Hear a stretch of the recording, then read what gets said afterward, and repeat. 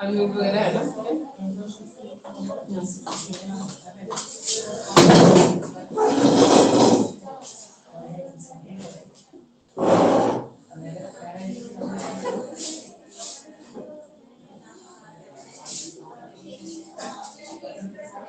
हाँ, मैं काफी देर से सोच रही थी पोजीशन की।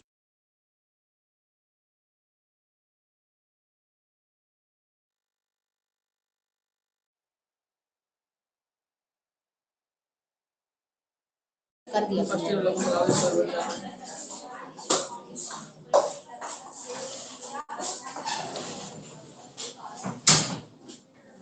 Good afternoon, everyone. Am I audible? Second year students, please confirm. Am I audible? Yes, ma'am. Okay.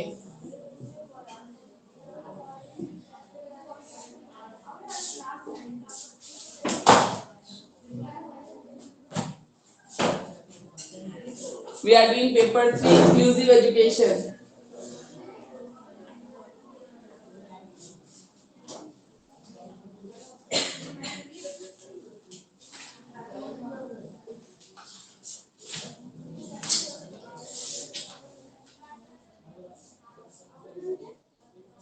Creating an inclusive school.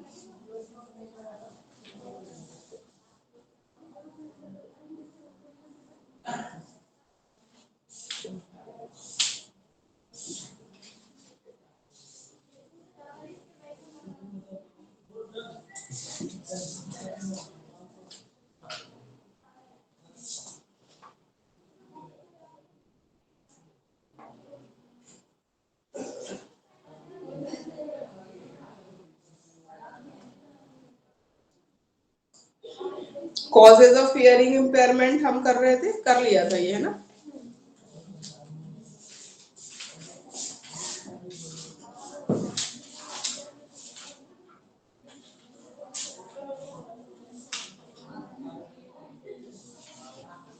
Characteristics भी कर ली थी हियरिंग इम्पेयरमेंट से।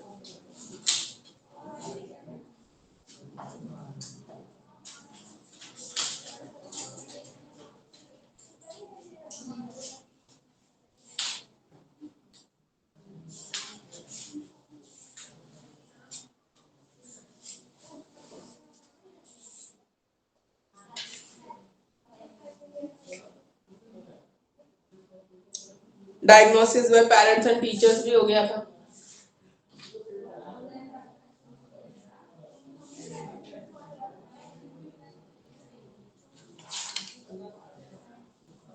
इंटरवेंशन भी हमने किया था, हियरिंग एड्स वगैरह यूज करना है ना, ये हो गया था। इंटेलेक्चुअल इम्पेयरमेंट करेंगे आज या मेंटल रिटार्डेशन? चलो कोई तो आया या अकेले बोर हो रही थी? नहीं, मैं तो आ जाती, इतना प्रैक्टिस करना है।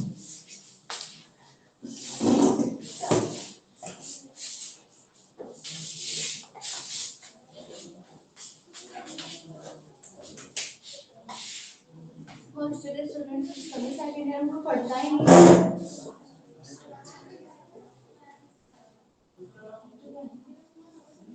हिंदी की बुक है किसी के पास?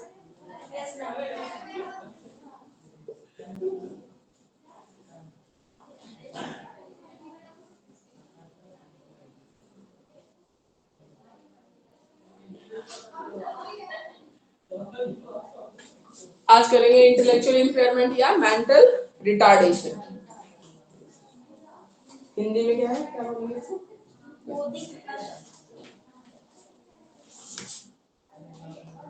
मेंटल रिटार्डेशन को हम बोलेंगे बौद्धिक अक्षमता। ठीक है, बौद्धिक अक्षमता। तो पेज नंबर 18 पे है हिंदी की बुक में।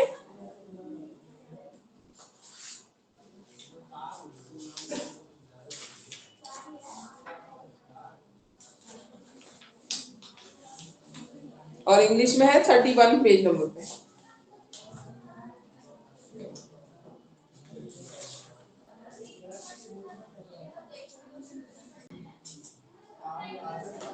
तो इंटेलेक्चुअल इम्पेयरमेंट या मेंटल रिटार्डेशन क्या होता है? जो भी हमारी कॉग्निटिव एबिलिटीज होती है किसी चीज को समझने की, कॉम्प्लेक्स आइडियाज को समझने की, ठीक है, प्रैक्टिकली समझ के चीजों को करने की, इन सबको हम क्या बोलते हैं, मेंटल एबिलिटीज में आती है। जब उसमें दिक्कत आती है ना तो हम उसको बोलते हैं इंटेलेक्चुअल इंपेयरमेंट या मेंटल रिटार्डेशन, हम उसको बोलते हैं।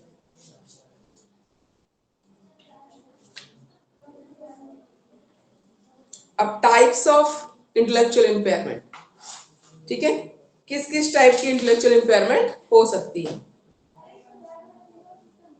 बेस्ड ऑन आईक्यू हम डिफरेंट डिफरेंट उस पे कर सकते हैं, ठीक है, आईक्यू के बेस पे, किसकी आईक्यू बच्चे की कितनी है उसके बेस पे हम अलग अलग कैटेगराइज इसको कर सकते हैं। Mild retardation, moderate and severe. Retardation को तीन उसमें हम कर सकते हैं, माइल्ड, मॉडरेट,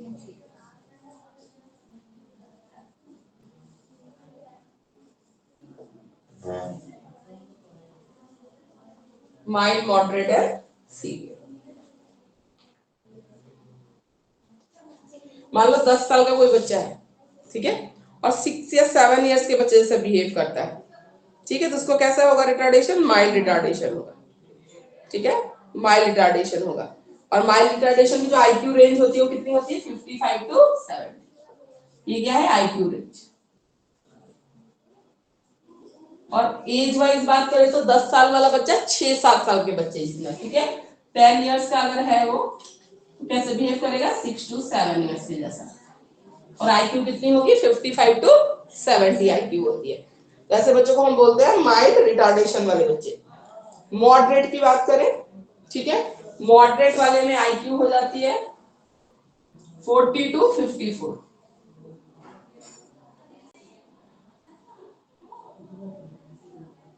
ठीक है, 40 टू 54 रेंज हो जाती है। 55 से हो जाएगा तो माइल्ड हल्का उससे थोड़ा ज्यादा है, मॉडरेट भी फिजिकल सिचुएशन है, 40 से 54। और 10 इयर्स वाला बच्चा यहाँ पे बिहेव कर रहा है 4 टू 5 ईयर बच्चे जैसा, ठीक है, 10 साल का है, एज वाइज तो 10 साल का है, पर बुद्धि उसकी कितनी है, 4 से 5 साल के बच्चे जितनी हो, या उसकी जो बिहेवियर है, ठीक है, बोलने का तरीका है, खेलने कूदने का, समझने का तरीका है, वो सारा 4 टू 5 इयर्स में।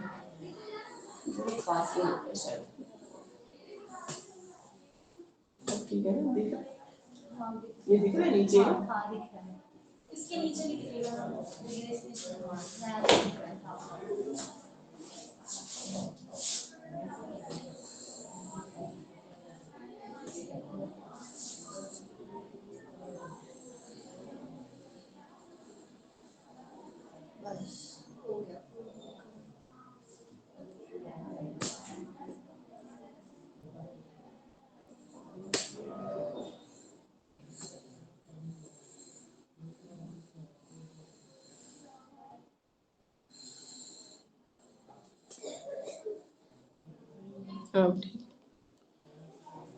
ठीक है। सीवियर वाले की जो आईक्यू है ये हो जाती है 25 टू 39, बहुत कम, ठीक है, 25 टू 39 आईक्यू बहुत ज्यादा कम है, ठीक है। और इसमें जो बच्चा है वो बहुत ही, और भी 4-5 साल से भी कम, मान लो 2-3 साल के बच्चे जैसा, ठीक है, 10 साल वाला बच्चा 2-3 इयर्स,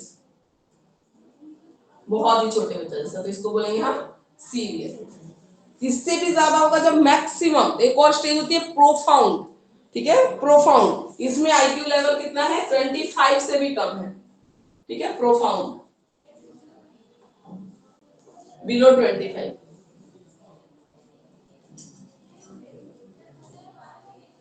बिलो 25, बिलो 25, और ये प्रोफाउंड होता है।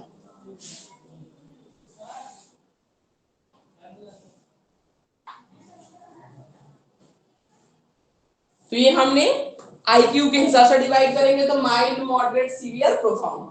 आईक्यू रेंज में माइल्ड वाले की आईक्यू रेंज रहेगी 55 टू 70, मॉडरेट वाले की 40 टू 54, सीवियर वाले की 25 टू 39, और उससे भी अगर नीचे जाती है तो बहुत ही सीरियस कंडीशन है, ठीक है, वो हो जाएगी प्रोफाउंड। ये हो गया आईक्यू के हिसाब से। अब एजुकेशन के हिसाब से अगर हम डिवाइड करें, एजुकेशन क्लासिफिकेशन सिस्टम, मतलब किसको आप सिखा सकते हो, कौन पढ़ने लायक है, कौन है कि बस थोड़ा बहुत उनको ये सिखा दो कि वो डेली के अपने काम, नहाना, बाल कॉम करना, छोटी छोटी चीजें कर सके। एक उस स्टेज के बच्चे होते हैं, एक होते हैं कि वो फुल्ली ही दूसरे पे डिपेंडेंट रहेंगे, वो आप उनको सिखा भी नहीं सकते, बाई ट्रेनिंग भी आप नहीं सिखा सकते, ठीक है। 3 होते हैं। एक होते हैं एडुकेबल, जो माइंड वाले वाले पढ़ तो सकते हैं ना, 10 साल वाले की बुद्धि कम होगी, कम कम करेगा, धीरे धीरे करेगा, डिफिकल्ट चीजें तो छोटी छोटी चीजें तो कर लेगा, तो कर सकता है, एडुकेबल होता है। दूसरा होता है ट्रेनेबल, जिसको आप मैंने बोला डेली के काम के लिए वो सिखा सकते हो, आप ब्रश कर ले, अपना नहा ले, इतना अपने कपड़े पहनना, छोटी छोटी चीजें आप ट्रेन करके सिखा सकते हैं। उसके बाद होता है कस्टोडियल, मतलब किसी ना किसी की कस्टडी में रहना, सारा दिन फुल्ली डिपेंडेंट रहना किसी ना किसी के ऊपर, तो ये भी होती है कैटेगरी क्लासिफिकेशन की। एजुकेबल हो गया एक, एडुकेबल हो गया एक, ट्रेनेबल हो गया एक, कस्टोडियल हो गया। तो एडुकेबल वाले की 50 to 75, मान लो यही मान लो माइंड वाली रेंज चल रही है ना, और ट्रेनेबल वाले की 25 to 50, 25 से 50 वाले ही ट्रेनेबल है, ठीक है। बिलो 25 जहां गया वो फिर कस्टोडियल हो जाएगा, इसमें आप कुछ नहीं कर सकते। बाकी यहाँ से सीबीएस और मॉडरेट वाले को आप थोड़ी बहुत ट्रेनिंग से सिखा सकते हो, पढ़ाने वाला बस यही रहता है, ये इसको हम पढ़ा नहीं सकते। हम सोचेंगे कि प्रॉपर जैसे दूसरे बच्चे स्कूल के सब्जेक्ट्स पढ़ रहे हैं, हम इन्हें पढ़ा ले तो भी हम नहीं कर सकते, ठीक है। इसको आप बस स्कूल भेज सकते हो, पढ़ा सकते हो। वो भी किस कैटेगरी में आएगा, स्लो लर्नर कैटेगरी में आएगा, जो सबको समझ में आ जाएगा, उनको नहीं आएगा आपको 2-3 बार समझाना पड़ेगा, इजी से इजी चीजें देनी पड़ेंगी, बाकियों के जैसा आप नहीं दे सकते। जो 10 साल के बच्चे की क्लास में रहेगा, बुद्धि तो उसकी 6-7 साल वाले बच्चे की है, ठीक है। तो ये बस एडुकेबल है, यहाँ से यहाँ तक ये क्या है, ट्रेनेबल है। ये ट्रेनिंग उतनी भी कर ले अपने लिए तो बहुत है, और बिलो 25 तो सीधा कस्टोडियन में जाता है, वो खुद कुछ नहीं कर पाते, ठीक है।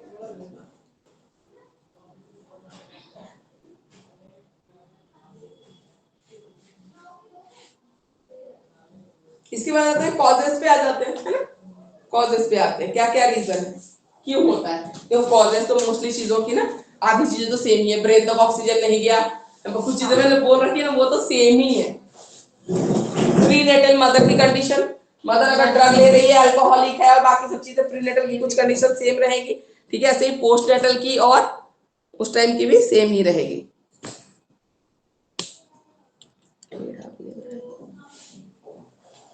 मैं दिख रही हूँ, थोड़ा सा नीचे करेंगे, थोड़ा सा नीचे कर, थोड़ा सा मैं, हाँ बस, ठीक है। तो इसमें देखते हैं कॉजेज, देखिए कुछ कॉजेज ना सेम आप लिख दोगे, वो चाहे हियरिंग इंपेयरमेंट लिख रहे हो, चाहे विजन का लिख रहे हो, चाहे मेंटल, वो सेम ही रहेगा। प्रीनेटल जो मदर को न्यूट्रिशियस फूड लेना चाहिए, अगर नहीं ले रही तो कुछ भी कंडीशन हो सकती है। मदर अगर ड्रग या अल्कोहल ले रही है, कुछ भी कंडीशन हो सकती है, ठीक है। तो ये सारी चीजें, तो एक तो वो तो है ही, कुछ चीजें जो आप सब में ही डाल सकते हो, कहीं से गलत नहीं है। फिर एक बार हम देखते हैं प्रीनेटल कॉजेज में, ठीक है। प्रीनेटल कॉजेज में डिजीजेस भी है, ठीक है। डिजीजेस भी है, मेंटल रिटार्डेशन के लिए क्रोमोसोम डिलीशन, मान लो क्रोमोसोम 46 होते हैं इंसान की बॉडी में, ठीक है, 23 पेयर में होता है, मान लो किसी में नहीं है, ठीक है, कोई सी दिक्कत है, क्रोमोसोम नहीं है, पोर्शन कम है, डिलीट हो गया है, ठीक है, ऐसी कोई कंडीशन है तो मेंटल रिटार्डेशन हो सकती है। क्रोमोसोमल ट्रांसलोकेशन, ठीक है। क्रोमोसोमल ट्रांसलोकेशन होता है, मान लो ये क्रोमोसोम ऐसे बैंड होता है, ठीक है, तो इसको जहां से क्रॉस होना चाहिए ना हो किसी और क्रोमोसोम के साथ, अगर इसकी क्रॉसिंग हो जाती है, मतलब इन दोनों को आपस में होना है, ये जाके किसी तीसरे के साथ हो गया, ठीक है, तो ट्रांसलोकेशन में अगर दिक्कत आती है तो भी ये कंडीशन हो सकती है। उसके बाद डिफेक्ट इन क्रोमोसोम, क्रोमोसोम अगर डिफेक्टिव है, मान लो कोई दिक्कत है, तो भी ये कंडीशन हो सकती है। Error of chromosome number, down syndrome एक बीमारी है, ठीक है, क्रोमोसोम नंबर इसमें 46 होना चाहिए, 23 पेयर होने चाहिए, उसमें 22 होते हैं, ऑटोसोम्स होते हैं, और XX एक होता है, वो सेक्स क्रोमोसोम होता है, जो बताता है कि बॉय होगा या गर्ल होगी, ठीक है। उसमें अगर नंबर में गड़बड़ी है तो भी हो सकता है मेंटल रिटार्डेशन। और प्रीनेटल में क्या आता है, ठीक है, early alteration of embryonic development, ठीक है, मदर रूम में जब बेबी है ना, उसमें अगर कुछ चेंज आ गया किसी रीजन की वजह से, तो भी दिक्कत हो सकती है। चिल्ड्रन विथ बर्थ डिफेक्ट्स, ठीक है, उसमें भी दिक्कत हो सकती है।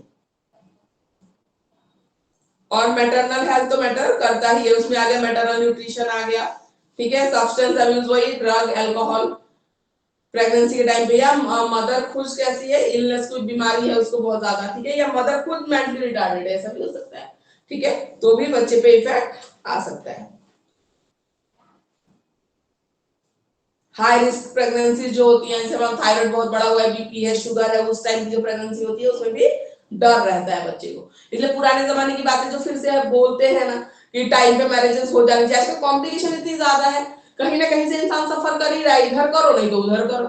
एज जब 30+ हो जाती है तो आजकल तो ऐसा हाई हेल्थ है, लाइफ स्टाइल है, हमारी ईटिंग हैबिट्स है, सारी बीमारियां, थायराइड वायराइड दुनिया जहां सब हो जा रहा है। उस टाइम की प्रेगनेंसी उसमें फिर बच्चा एबनॉर्मल निकल जाए, फिर लाइफ लॉन्ग माँ बाप की टेंशन है, ठीक है ना, परेशानी है। तो फिर पहले वाली बातें कहीं ना कहीं सही ही बोली जाती थी, तो गलत नहीं है, तो ऐसा हो जाता है।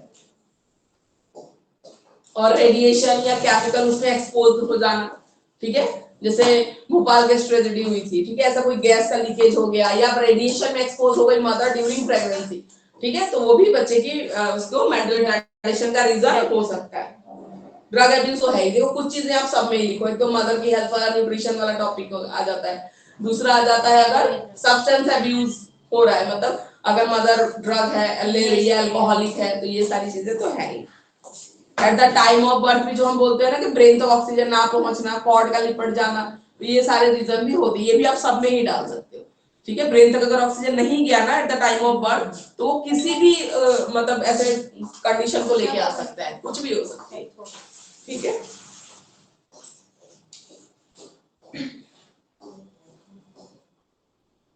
तो कुछ यहाँ पे ड्रग्स के नाम भी दिए हुए, जो ऐसी दवाइयां हैं जो बच्चे के उसको इफेक्ट कर सकती है। Maternal infections, rubella, rubella disease अभी हमने विजन और उसमें वाले में पढ़ा कि अगर मदर प्रेगनेंसी के टाइम पे अगर उसको ये बीमारियां तो कुछ भी हो सकता है, ठीक है। रूबेला भी हमने आगे भी पढ़ा था। रूबेला है, मिजल्स है, चिकन पॉक्स है, साइफिलिस, साइफिलिस भी पढ़ा था हमने, हेपेटाइटिस बी, एड्स। अगर ये सब बीमारियां मदर को है तो बच्चे में डेफिनेटली प्रॉब्लम आएगी, ठीक है। ये दोनों हेलो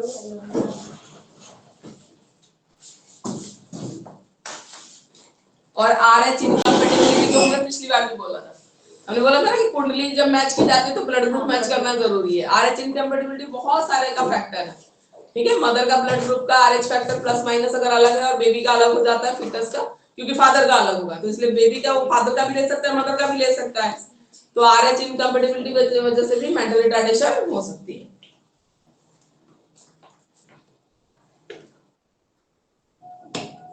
पेरिनेटल, प्रीनेटल होता है before birth, perinatal eight the time of birth, postnatal after, ठीक है। तब आते हैं पेरिनेटल। पेरिनेटल कॉजेस पे हमने बोला ना कि अनट्रेन्ड डॉक्टर होगा, वो फोर्सेस से अगर हेड को पकड़ता है, ठीक है, दब जाता है, और या ऑक्सीजन सप्लाई, ये सारी चीजें सेम ही सब में एक ही आएगा, तो ये तो याद रख लो, ठीक है।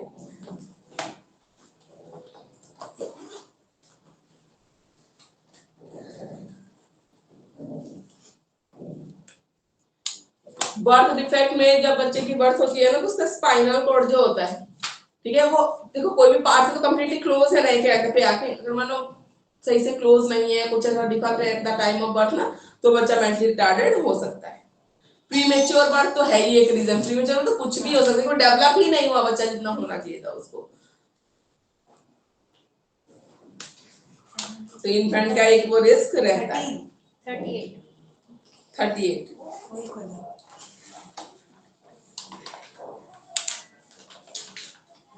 अब 38 में मान लो बर्थ उसकी बिल्कुल सही हुई है, बच्चे का IQ बिल्कुल सही था आफ्टर बर्थ, बच्चा बिल्कुल सही था, पर पोस्टनेटल में कुछ रीजन होते हैं, ठीक है, जिसकी वजह से हो सकता है बच्चे में ये प्रॉब्लम देखने को मिले।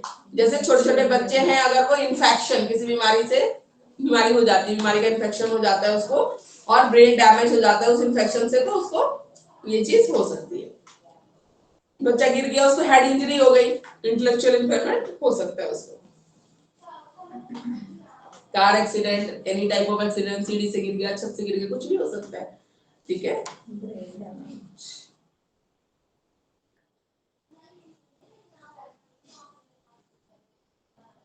ट्यूमर्स, ठीक है, अगर ट्यूमर है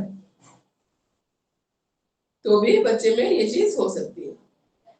लेड पॉइजनिंग, आजकल पानी में वाटर पोल्यूशन हो रहा है ना, पानी में लेड, आर्सेनिक ये सब मिल रहा है, ठीक है। तो अगर मान लो कोई कहीं ऐसी वाटर सप्लाई से मदर है, पानी पी रही है टाइम ऑफ बर्थ, या बच्चा या फैमिली में कंज्यूम हो रहा है, तो धीरे धीरे लेड की पॉइजनिंग है, तो और ये सब बायोमैग्नीफाइड हो जाते हैं, जैसे कंसंट्रेशन आगे पास ऑन होती है, बढ़ती चली जाती है, ये बहुत खराब चीजें हैं। तो लेड कंसंट्रेशन और कंटिन्यूटी में अगर थोड़ा बहुत आप ले रहे हो ना, तो भी वो ब्रेन को डैमेज कर सकता है। माल न्यूट्रिशन एक है, न्यूट्रिशियस फूड अगर बच्चा नहीं ले रहा है, ठीक है, तो दिक्कत हो सकती है। और चाइल्डहुड इलनेस, छोटे बच्चों को जो बीमारियां होती है उसकी वजह से भी हो सकता है। हाइपरथायरॉयडिज्म, आजकल बच्चों में तो डायबिटीज भी देखने को मिलता है, ठीक है, मदर को होता है तो बच्चों को भी हो जा रहा है, ठीक है। वुपिंग कफ है, चिकन पॉक्स है, मिजल्स है, एचआईवी डिजीज है, ठीक है। एचआईवी अगर मदर को है तो फिर उसको भी हो रहा है, ठीक है। तो इस तरीके से तो ये सारे रीजन है जिसकी वजह से इंटेलेक्चुअल इंपेयरमेंट हो सकता है। अब characteristics of children with intellectual impairment, ऐसे बच्चों की क्या कैरेक्टरिस्टिक्स होती है, ठीक है, कैसे आइडेंटिफाई, कैसे होते हैं ऐसे बच्चे, होते कैसे हैं। An under developed physical growth, अगर मेंटल रिटार्डेशन आएगी तो फिजिकल ग्रोथ भी दुबला पतला सा, या जैसे नॉर्मल बच्चों का जितना हाइट वेट होना चाहिए उतना नहीं होता। Average weight height usually less than normal peers, जो हमने जो बोला नॉर्मल से कम होगा। फिजिकल डिफॉर्मेशन भी साथ में कुछ हमें देखने को हो सकता है, उसको चलने में दिक्कत हो, लेग में इशू हो, हाथ में कोई दिक्कत हो, ठीक है, तो फिजिकल डिफॉर्मिटीज कहीं ना कहीं हमें देखने को मिल सकती है। रिटार्डेड मूवमेंट एंड बैलेंस, ठीक है, बैलेंस में सर की मूवमेंट्स होते हैं, ठीक है, हैंड आई कोऑर्डिनेशन प्रॉपर नहीं, तो पैर कहीं और रखेगा कहीं और जाएगा, मतलब प्रॉपर जैसे हम मूव करते हैं उस तरीके से मूवमेंट नहीं होगी। पुअर फाइन मोटर स्किल्स, जैसे बच्चों को पेंसिल पकड़ना सिखाओगे ना, हाथ सर की मूवमेंट जो होते हैं हिलता रहेगा, ठीक है, प्रॉपर वो नहीं बना पाएगा। जैसे छोटा बच्चा सर्कल बना ले रहा है, ईच बना ले रहा है, उसको बोलोगे तो जैसे जर की मूवमेंट वो नहीं बना पाएगा प्रॉपर जैसे बनाते हैं। कॉग्निटिव कैरेक्टरिस्टिक्स में थिंकिंग एबिलिटी नहीं होगी, ठीक है, एब्स्ट्रैक्ट वे आप कुछ समझाओगे, गाइड करोगे, इंस्ट्रक्शन दोगे, जल्दी उसको समझ में नहीं आएगा। एवरेज आईक्यू से कम मिलेगा, ये तो हमने बोला ना माइल्ड और इससे हमने डिफरेंशिएट कर रखा है, तो आईक्यू डेफिनेटली कम होगा। कंसंट्रेशन कम होगा, अटेंशन कम देगा आपको क्लास में। स्पीच एंड लैंग्वेज स्किल्स में भी दिक्कत आती है, ठीक है, प्रॉपर जैसे बाकी बच्चे बोल पा रहे हैं, एक्सप्रेस कर पा रहे हैं, ऐसे हो सकता है ना कर पाए। Poor memory, attention, perception, imagination, thinking, computing मतलब कैलकुलेशन, ठीक है, जैसे छोटे बच्चे बता देंगे 4+4 ये ऐड करो कितना हुआ, तो हो सकता है उसमें उसको दिक्कत है। और कंसंट्रेशन तो हमने बोला ही, अटेंशन भी कम देगा, कंसंट्रेशन कम रहेगा। इंफॉर्मेशन प्रोसेसिंग की एबिलिटी कम रहेगी, अगर आप उसको बोलते हैं ना go there bring that chalk, तो वो भी उसको समझने में टाइम लगेगा कि मैम क्या बोल रही है ना, वो जाके वहां से चॉकलेट, वो भी उसके लिए बहुत मुश्किल चीज है। इंफॉर्मेशन प्रोसेसिंग उसका ब्रेन नहीं कर पा रहा है कि क्या इंफॉर्मेशन दी गई है और मुझे कैसे करना चाहिए उस काम को। डिफेक्टिव शॉर्ट टर्म मेमोरी, भूल जाएंगे बहुत जल्दी जल्दी, भूल जाते हैं चीजें। सोशल कैरेक्टरिस्टिक्स क्या होगा, सोशल एडजस्टमेंट में इनको दिक्कत आएगी, ठीक है, अपने फ्रेंड से डील करने में, टीचर से, पेरेंट्स से, ठीक है, या बाहर निकलेंगे तो नहीं समझ में आता किसको क्या बोलना है, कैसे हम डील करेंगे। लैक ऑफ इंटरेस्ट और ओरिएंटेशन, इंटरेस्ट नहीं दिखाते चीजों में, ठीक है, जल्दी नहीं वो करते, इरेस्पॉन्सिबल होते हैं ऑब्वियसली क्योंकि उनको समझ ही नहीं है। इरेस्पॉन्सिबल भी आप क्या कहोगे, जिसको है ही ऐसी कंडीशन समझ नहीं है तो वो इरेस्पॉन्सिबल होते हैं चीजों को लेके। अलूफनेस, अकेले घूमना, ठीक है, कंसंट्रेट ना करना, ऐसे रहना पसंद है। एग्रेशन, गुस्सा आता है, या तो गुस्सा करते हैं तो रोते हैं ऐसे बच्चे, जब नहीं समझ में आएगा फ्रस्ट्रेट हो गए तो गुस्सा करेंगे, चिल्लाएंगे, चीजों को फेंक देंगे या रोने लग जाते हैं, ठीक है, दो चीजें होती है। लो सेल्फ एस्टीम, अपने आप को दूसरों से इंफीरियर मानते हैं, ठीक है, उनको लगता है कि बाकी सब कर पा रहे हैं मैं नहीं कर पा रहा। इमोशनल कैरेक्टरिस्टिक्स में इमोशनल इम्बैलेंस, फट से हंस देना, फट से रो देना, ठीक है, बहुत जल्दी जल्दी इमोशंस का चेंज होना। एक्सेसिव मूड स्विंग्स, ये भी हमने बोला।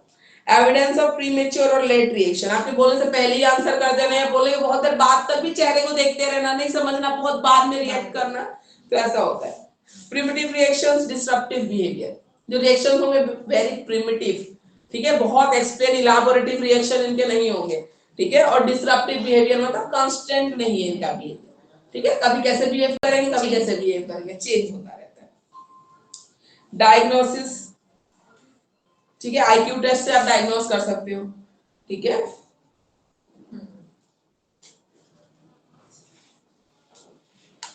मैनुअल ऑफ मेंटल डिसऑर्डर, और आईक्यू से कर सकते हो, और मेडिकल इंटरवेंशन भी होता है ना, डॉक्टर्स भी वो कर सकते हैं डायग्नोस। तो ये तो देखो इसमें ना डायग्नोसिस में बहुत ज्यादा में मत जाना, मेडिकल टर्म आ जाते हैं बहुत सारे, तो इसको इतना नहीं जाना। पहले इंटेलेक्चुअल इंपेयरमेंट क्या होता है, आईक्यू के बेसिस पे ये होता है, एजुकेशन के बेसिस पे होता है, एडुकेबल, ट्रेनेबल, और दूसरा होता है कस्टोडियन। एडुकेबल वो होता है जिसको आप पढ़ा सकते हो, सिर्फ ये माइल्ड वाला होता है, और ये मॉडरेट वाला, सीवियर वाला, ये सब बिलो 25 जितने भी ये ट्रेनेबल है, इनको आप बस रोज के काम करने के लिए ट्रेनिंग दे सकते हो कि अपने कपड़े पहन लो, नहा लो, वॉशरूम यूज कर लो, इतना कर ले, इतना ही बहुत है। और बिलो 25 वाले तो कस्टोडियल वाले होते हैं जो टोटली दूसरों पे डिपेंडेंट है, वो खुद कुछ भी नहीं कर सकते। तो ये दो कैटेगरी के हिसाब से, आईक्यू के बेसिस पे और एक एजुकेशन के बेसिस पे हम 3 कैटेगरी में उधर डिवाइड कर सकते हैं और 4 में इधर कर सकते हैं। तो ये डिवीजन आप लिख देना, ठीक है। कैरेक्टरिस्टिक्स क्या होता है वो लिख देना। बाकी हम लिखेंगे पेरेंट्स और टीचर कैसे डायग्नोसिस करेगा और सॉल्यूशन क्या होगा, ठीक है। डायग्नोसिस में जो डिटेल में जो मेडिकल टर्म्स आ रहे हो, विजन वाले में हो या हियरिंग वाले में हो, ठीक है, तो इतने डिटेल में इनको मेडिकल टर्म्स में जाके नहीं लिखना आपको, ठीक है। Diagnosis bye parents and teachers. Physical appearance अभी हमने बोला ना कि फिजिकल अपीयरेंस की कैसी होगी, एवरेज से बिलो कम रहेगी उसकी, ठीक है। हाइट ले लो, वेट ले लो या बाकी अपीयरेंस ही। Child's behaviour, very little speech, ठीक है, बहुत कम बोलेगा और बोलेगा भी तो क्लियर सुनाई नहीं देगा, समझ में नहीं आएगा बच्चा क्या बोलने की कोशिश कर रहा है। देखा है आप लोगों ने ऐसे बच्चे मिले होंगे, ठीक है, नहीं समझ में आता है, मैंने तो देखा है, ठीक है, तो ऐसा होता है। Inability to understand instructions easily, instructions नहीं समझ पाते, ठीक है। फ्रीक्वेंट रिपीटेशन की जरूरत होती है, जैसे मैंने बोला ना कि जाके वहां से चौक भी लाके बोलो, 2-3 बार आपको समझाना पड़ेगा कि वहां जाओ, चौक रखिए, लेके आओ, उसको समझ में नहीं आएगा, ठीक है। फिजिटी, इरिटेबल एंड रेस्टलेस, बहुत रेस्टलेस रहता है, इरिटेट हो जाएगा छोटे क्योंकि समझ में नहीं आ रहा है। मैं तो प्रॉब्लम यही है कि आप क्या बोल रहे हैं, मेरा ब्रेन वो इंफॉर्मेशन को प्रोसेस ही नहीं कर पा रहा है, तो हाउ शुड आई रिएक्ट, मुझे नहीं समझ में आ रहा मुझे कैसे करना चाहिए reaction. Incomplete bladder and bowel control, ठीक है, वॉशरूम के लिए सुसु पॉटी, ठीक है, ये छोटे बच्चों की तरह होते हैं। तो इसे यहाँ पे लिखा है 10 ईयर का बच्चा है वो 6 to 7 ईयर्स से बिहेव कर रहा है, ठीक है। 10 ईयर्स वाला अगर मॉडरेट तो 4 to 5 की तरह बिहेव कर रहा है, सीरियर वाला तो 10 ईयर्स वाला 2-3 ईयर्स की तरह बिहेव कर रहा है। तो बाउल और उसके मूवमेंट में उनको पता नहीं है, ठीक है, कब बताना है, छोटे बच्चों को नहीं पता होता है, ऐसे इनको नहीं पता होता और कंट्रोल नहीं होता। एक्टिवली प्ले खेलते नहीं है, ठीक है, अनलेस और हेल्प की जरूरत होती है, तो एक्टिव पार्टिसिपेशन ये नहीं करना चाहते जल्दी। ऑड और क्लमजी बॉडी मूवमेंट्स, ठीक है, क्लमजी बॉडी मूवमेंट्स में मतलब कि कुछ लेने गए, पेंसिल लेने गए, 4 चीजें यहाँ है वो भी गिरी पड़ी, क्लमजी बॉडी मूवमेंट। वैसे तो काजल की मूवीज में पहले टाइम पे काजल होती थी इतनी क्लमजी, कहीं तो कहीं धड़ाम, ये गिराया वो गिराया, ऐसे लड़कियां कुछ कुछ होती भी है वैसे क्लमजी वो वाली, ठीक है। तो यहाँ पे उसकी बात नहीं कर रहे, यहाँ पे ऐसे बच्चे जो होते हैं वो भी थोड़ा क्लमजी होते हैं, तो उसको बोला जाता है। तो एक चीज करने गए 4 चीज गिरा के आ गए, तो वैसे वाला। Difficulty in I hand coordination, ठीक है, मैंने बोला पेंसिल पकड़ने हमें पता है कि यहाँ से शुरू करना है, यहाँ से हैंड आई कोऑर्डिनेशन में दिक्कत, मैंने देखा कि मेरे को यहाँ जाना है पर मेरा पैर वहां पड़ नहीं रहा वहां पे, तो हैंड आई कोऑर्डिनेशन में दिक्कत होती है। Problems of management of behaviour, ठीक है, बिहेवियर हमने देखा मूड स्विंग आ गई, ठीक है ना, बाकी चीजें भी आ गई, बिहेवियर को नहीं पता कि हाउ टू बिहेव, ठीक है, कैसे सिचुएशन में कैसे आपको बिहेव करना है। Difficulty in learning and remembering things, short term memory हम कह ही रहे हैं तो भूल जाते हैं, ठीक है। Trouble in understanding social rules, social rules इनको नहीं पता, कहाँ कैसे बैठना चाहिए, क्या बोलना चाहिए, क्या करना चाहिए, ये नहीं कर पाते। Trouble in seeing the consequences of their actions, इनको नहीं पता होता कि मैं ऐसा कर रहा हूं तो रिएक्शन क्या आएगा या क्या रिजल्ट होगा, इसे समझ में नहीं आता। Trouble in solving problems and thinking logically, problem solve नहीं कर पाते हैं और लॉजिकली सोच भी नहीं पाते। अब माइलस्टोन्स ऑफ डेवलपमेंट, ठीक है, माइलस्टोन्स ऑफ डेवलपमेंट में क्या होगा, जैसे एडुकेबल वाला होगा ना, माइल्ड रिटार्डेशन वाला होगा, इसमें आप माइलस्टोन किसको बोलोगे, 10 साल वाला अगर 5 से ऐसा एडुकेबल होता है आप उसको स्कूल भेज सकते हो, तो ये क्या होगा कि बाकी बच्चों के मुकाबले अगर कम उसमें भी 10 साल का बच्चा है और 6-7 साल बेसिक चीजें अगर कर ले रहा है ना, तो हम समझेंगे उसका माइलस्टोन अचीव हो गया है, ठीक है। छोटे छोटे वर्ड्स लिख पा रहा है, अपना नाम लिख पा रहा है, ठीक है, 2 लाइनें लिख पा रहा है, स्कूल के ऊपर 4 लाइनें का लिख पा रहा है ना, 10 साल का बच्चा भी, तो उतने में उसका माइलस्टोन है, क्योंकि है नहीं वो ग्रैब नहीं कर पा रहा है, 6-7 साल के बच्चे से बिहेव कर रहा है, ठीक है। 6-7 साल का बच्चा कहाँ फर्स्ट सेकंड क्लास में होगा, ठीक है, और 10 साल का बच्चा कहाँ होगा, तो लेकिन हम उससे उतनी ही एक्सपेक्टेशन रखते हैं, सेंटेंस लिख ले, माय नेम इज, ये लिख ले, इतना लिख ले, छोटे से कैलकुलेशंस कर पाए, छोटे छोटे प्लस माइनस कर पाए, उसके लिए वो माइलस्टोन रहता है, ठीक है। उसके बाद आते हैं ये जो ट्रेनेबल वाले हैं, इनके लिए माइलस्टोन क्या है, मैंने बोला कि अपना काम खुद करें, ठीक है, वॉशरूम यूज कर लेते हैं, नहा लेते हैं, अपने कपड़े पहन सकते हैं, हेयर कॉम कर ले रहे हैं, अपना फूड जैसे तैसे भी गिरा पड़ा के खा ले रहे हैं, तो ये सब इनके लिए माइलस्टोन, ठीक है। माइलस्टोन अचीवमेंट अगर हम बोले तो वो डिपेंड करेगा कि किस कैटेगरी में बच्चा है, उसके लिए माइलस्टोन हमें कहाँ सेट करना है। ट्रेनेबल वाले के लिए माइलस्टोन सेट कर दो कि एक लाइन अपने आप लिखे तो मतलब ही नहीं है, तो गलत माइलस्टोन आपने सेट कर दिया, वो कभी भी उसको अचीव नहीं कर पाएगा, ठीक है।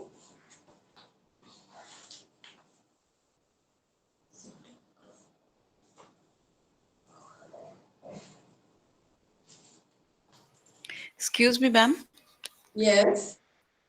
Ma'am, ऐसे केसेस में अगर पेरेंट की एक्सपेक्टेशन ज्यादा होती है, ठीक है, वो क्योंकि हम्म, नॉर्मल बच्चों की तरह ही चाहते हैं अपने बच्चे को, बिल्कुल। कंपेयर भी वो वही कर रहे होते हैं, तो हम्म, ऐसे केसेस में बीइंग अ टीचर कैसे हैंडल करना होता है? देखिए पहले बीइंग अ टीचर तो हम आईक्यू टेस्ट वगैरह करेंगे, हमें तो पता ही चल जाएगा।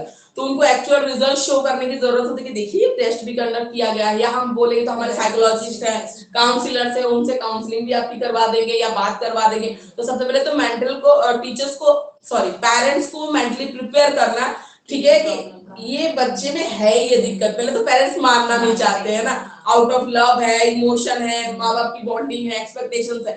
पहले तो उस चीज को आप मेंटली प्रिपेयर कीजिए कि आपका बच्चा स्टेज में है and you need to accept that.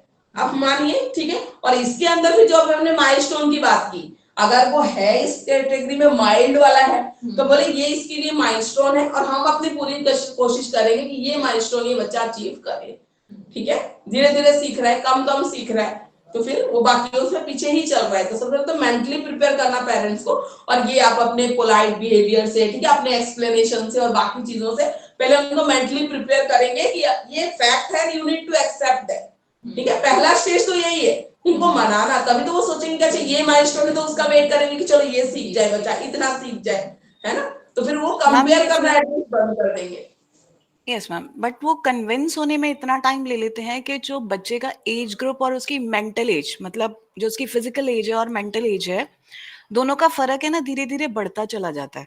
बिल्कुल बढ़ेगा, है ना। 10 साल वाला बच्चा फिर 12 में जाएगा तो फिर और वो दिक्कत होगी। हाँ एग्जैक्टली exactly. अगर थेरेपीज के लिए भी बोला जाए तो भी वो मतलब उसको एक्सेप्ट नहीं करे, पहली बात।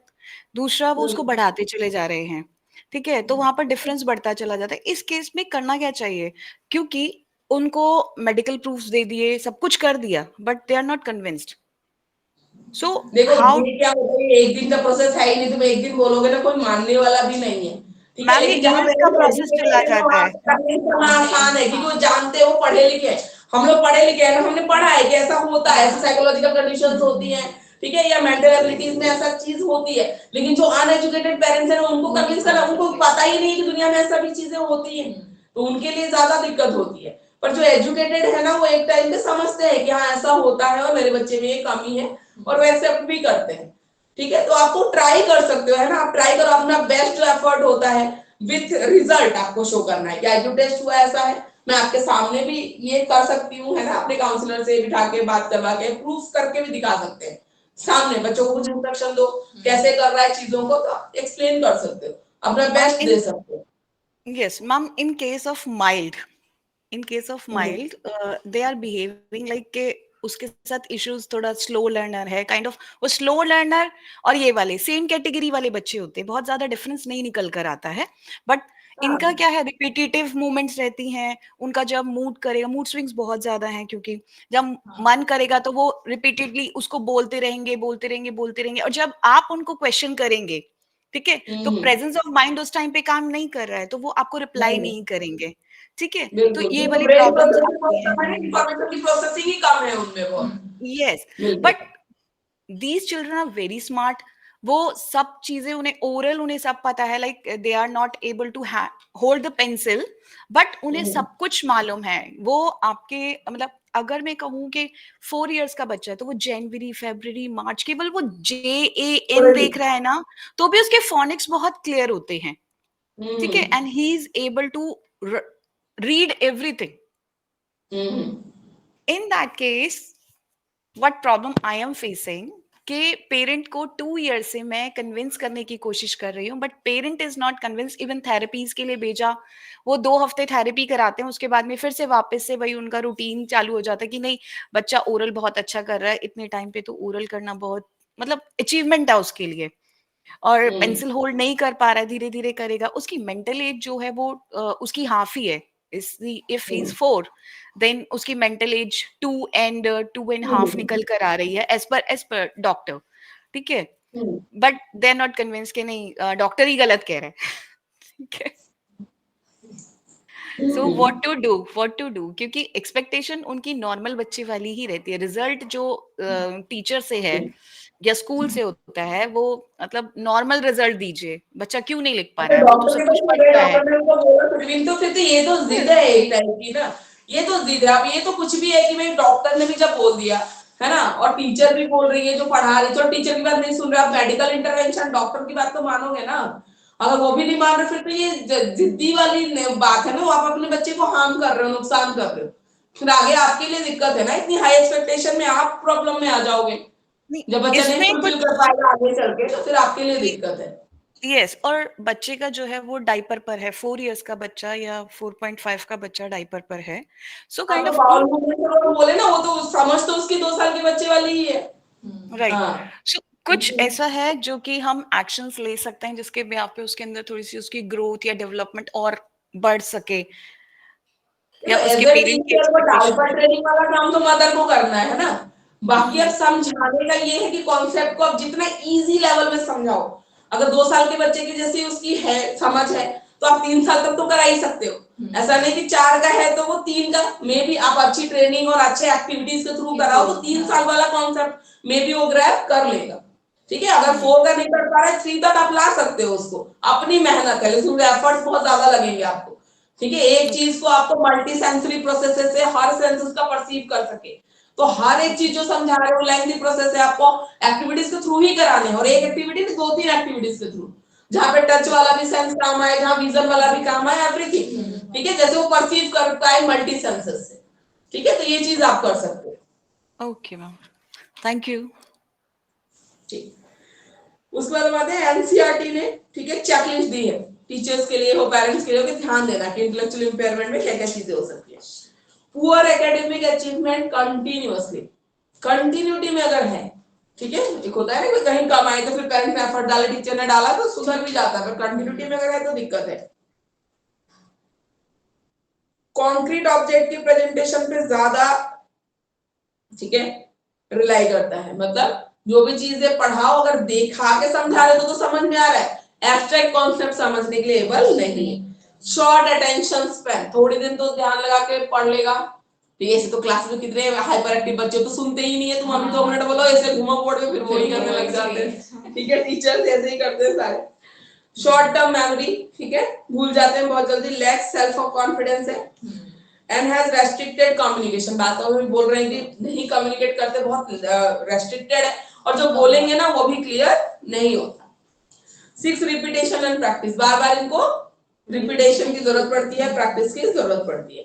Does not take any initiative in group activities में कोई इनिशिएटिव नहीं लेता बच्चा। Often inattentive and distracted, inattentive होगा और डिस्ट्रैक्टेड ही दिखेगा।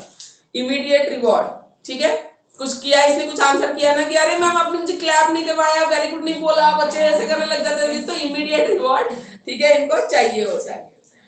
डिस्प्लेस फियर ऑफ फेलियर, ठीक है, फेलियर से डरते हैं, ठीक है, इनको लगता है मैम आप मारोगे नहीं बताऊंगा तो कुछ ऐसा, ठीक है, तो ये भी रहता है इनमें। पुअर मस्कुलर कोऑर्डिनेशन में, जो बोले पेंसिल की ग्रिप नहीं बन रही है, चलने में भागने में दिक्कत आ रही है, तो मस्कुलर कोऑर्डिनेशन में दिक्कत है। अपने लिए डूइंग थिंग्स फॉर हिमसेल्फ में भी डिफिकल्टी देखने को मिलती है, हर काम ये आसानी से नहीं कर पाते जैसे बाकी बच्चे कर लेते हैं। इंस्ट्रक्शन अंडरस्टैंड करने में प्रॉब्लम होगी, जो हम बोले इंफॉर्मेशन प्रोसेसिंग वाली बात वो नहीं है तो इंस्ट्रक्शन नहीं समझ पाते। Unable to sit in one place for more than a few minutes, नहीं बैठते होते हैं ऐसे बच्चे।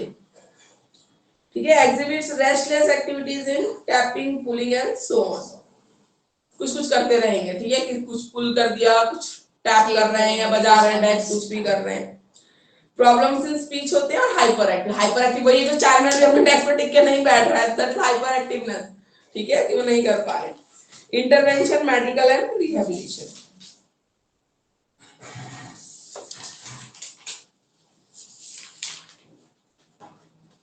ठीक है, एक तो डाइट ही होता है इनका मेथड ट्रीटमेंट का कि प्रॉपर डाइट से, ठीक है, और होती है बहुत सारी चीजें, जैसे अगर स्पीच की दिक्कत है तो स्पीच थेरेपी वगैरह पे फोकस करेंगे, बोलने में अगर दिक्कत आ रही है तो, ठीक है। बोन मैरो ट्रांसप्लांटेशन, अगर बोन मैरो की दिक्कत की वजह से ये दिक्कत हो रही है इंटेलेक्चुअल इंपेयरमेंट की, तो बोन मैरो ट्रांसप्लांट भी होता है, लेकिन वो भी इतना आसान नहीं है, एक तो सर्जरी बहुत मुश्किल है, कॉस्टली है, सबके बस की भी नहीं होती है।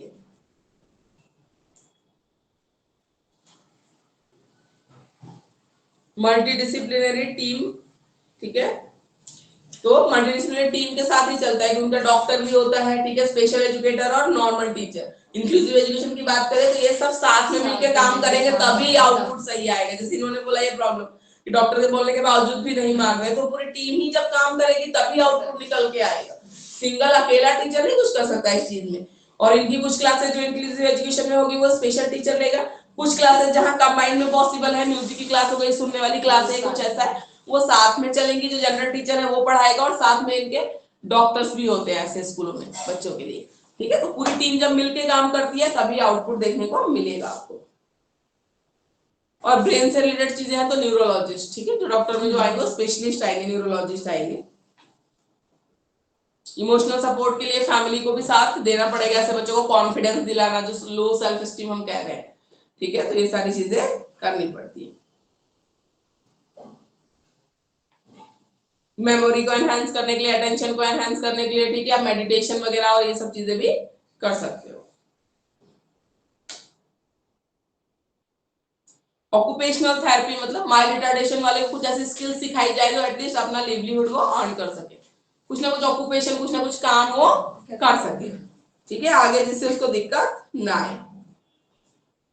तो फाइन मोटर स्किल्स डेवलपमेंट करानी पड़ेगी। मान लो कंप्यूटर ऑपरेटर ही है, कुछ है तो चलाना तो आना चाहिए। मोटर स्किल्स की मस्कुलर वो दिक्कत आती है उसको, ठीक है, तो फाइन मोटर स्किल्स की डेवलपमेंट कराना जरूरी है, तो उसके लिए डिफरेंट डिफरेंट एक्टिविटीज हैं वो कराना जरूरी है। प्रॉब्लम सॉल्विंग स्किल्स की ट्रेनिंग, छोटे छोटे प्रॉब्लम्स बना के सॉल्व कराने की बार बार रिपीटेशन में उनको ट्रेनिंग देनी पड़ेगी। ठीक है, तब हो सकता है। म्यूजिक एंड आर्ट थेरेपी, जिससे वो अच्छा फील करे, एक्सप्रेस कर पाए अपने आप को। ठीक है, music and art therapy. Sensory integration, sensory integration में जैसे मैंने बोला मल्टीपल सेंसेस का use during teaching learning process. ठीक है, अगर उसको देख के नहीं समझ में आ रहा है तो छू के समझ में आए। ठीक है, किसी चीज का हम लोग साइंस में बोले कि स्मेल ऐसी होती है तो स्मेल करवाओ तो याद रहेगा उसको। ठीक है, तो मल्टी सेंसेस का यूज। इंडिविजुअल थेरेपी तो है ही, क्योंकि बच्चे में इंडिविजुअली क्या दिक्कत आ रही है, ठीक है, उसको इंडिविजुअल काउंसलर चाहिए, डॉक्टर चाहिए, तो इंडिविजुअल थेरेपी डेफिनेटली चाहिए। एंड बिहेवियरल मैनेजमेंट, बिहेवियर भी उसको सिखाना पड़ेगा। ठीक है, ऐसा नहीं ये टीचर है तो इसके साथ आपको कैसे बिहेव करना, आपके फ्रेंड्स हैं तो उसके साथ कैसे बिहेव, क्योंकि एग्रेसिव भी हो जाते हैं, फ्रेंड्स को मार देना, पीट देना, तो सब गलत बिहेवियर है, तो सिखाना पड़ेगा। ठीक है, कि स्कूल में ये सब अलाउड नहीं है, ये आपके फ्रेंड्स है तो ये आपके अच्छे के लिए बोल रहे हैं तो उनके साथ आप अच्छा बिहेव करिए, ये सारी चीजें। फैमिली थेरेपी जो इन्होंने अभी बात बोली ना इस केस में, ठीक है, ये जो मानने को तैयार नहीं है, तो बच्चे के साथ साथ तो ऐसे पेरेंट्स की भी काउंसलिंग बहुत ज्यादा जरूरी है, जो फैक्ट को एक्सेप्ट करने को तैयार नहीं है। मैं मानती हूँ आउट ऑफ इमोशन होता ही है ना, कोई माँ बाप है, अरे माँ है जिसने जन्म दिया है, इतने उसमें से तो एक बच्चा वो हो रहा है, माँ का मन नहीं होता है, नहीं मानेगी, लेकिन आप अगर रियलिटी को नेग्लेक्ट करोगे तो बच्चे के लिए भी खराबी है और आपके लिए भी नुकसान है। जितनी जल्दी आप एक्सेप्ट कर लोगे चीजों के, आपके लिए भी अच्छा है, बच्चे के लिए भी अच्छा है। आपकी एक्सपेक्टेशन भी लिमिटेड हो जाएगी, आप भी फिर उसका माइलस्टोन उस हिसाब से सेट करोगे ना कि जहां बच्चा अचीव कर रहा है, आप भी खुश रहोगे। फिर ज्यादा एक्सपेक्टेशंस करोगे आपको भी हर्ट होगा, बुरा लगेगा, क्योंकि बच्चे में गलती नहीं है, अब उसकी कंडीशन ऐसी है वो आपकी एक्सपेक्टेशन नहीं पूरी कर सकता। तो इसमें फैमिली की काउंसलिंग, पेरेंट्स की काउंसलिंग भी बहुत ज्यादा जरूरी होती है। एजुकेशनल इंटरवेंशन में जो उन्होंने पूछा ना, एजुकेशनल इंटरवेंशन में क्या करना है, ठीक है, तो एजुकेशन तो मेडिकल इंटरवेंशन हो गया, काउंसलिंग हो गई, थेरेपी हो गई, न्यूरोलॉजिस्ट हो गया, या हम सर्जरी की बात कर रहे हैं। ठीक है, एजुकेशनल इंटरवेंशन में क्या करना है, प्रॉपर ग्रुपिंग एंड क्लासिफिकेशन। ठीक है, प्रॉपर ग्रुपिंग में जैसे हमने बोला कि जो माइल्ड रिटार्डेशन वाला बच्चा है, स्लो लर्नर, उसको इंटेलिजेंट बच्चों के ग्रुप में डालना। ठीक है, ग्रुपिंग एंड क्लासिफिकेशन। और क्लासिफाई भी करना, क्लास का कौन सा बच्चा, मान लो 2-3 बच्चे अगर ऐसे तो कौन सा माइल्ड में आ रहा है, कौन सा सीवियर में आ रहा है, किसकी आईक्यू कितनी है, पता होना चाहिए। तो ठीक है, उस चीज के लिए इंडिविजुअलाइज्ड हेल्प, ऑब्वियसली हम कह ही रहे हैं, इंडिविजुअलाइज्ड हेल्प के बिना तो हो ही नहीं सकता है। Learning by doing, learning by doing में मल्टी सेंसेस इन्वॉल्व होंगी, तो उसको करके दिखाओ। सिर्फ पढ़ाने से तो इसको समझ में आएगा ही नहीं, क्योंकि है ही नहीं। अगर 6 साल वाला बच्चा 10 साल वाले की क्लास में बैठा है, कैसे समझेगा कॉन्सेप्ट्स को, तो करके दिखाना। Adaptation of the curriculum, curriculum के साथ अडेप्ट करना, चेंज करना, फ्लेक्सिबिलिटी होनी चाहिए, हार्ड एंड फास्ट नहीं होना चाहिए।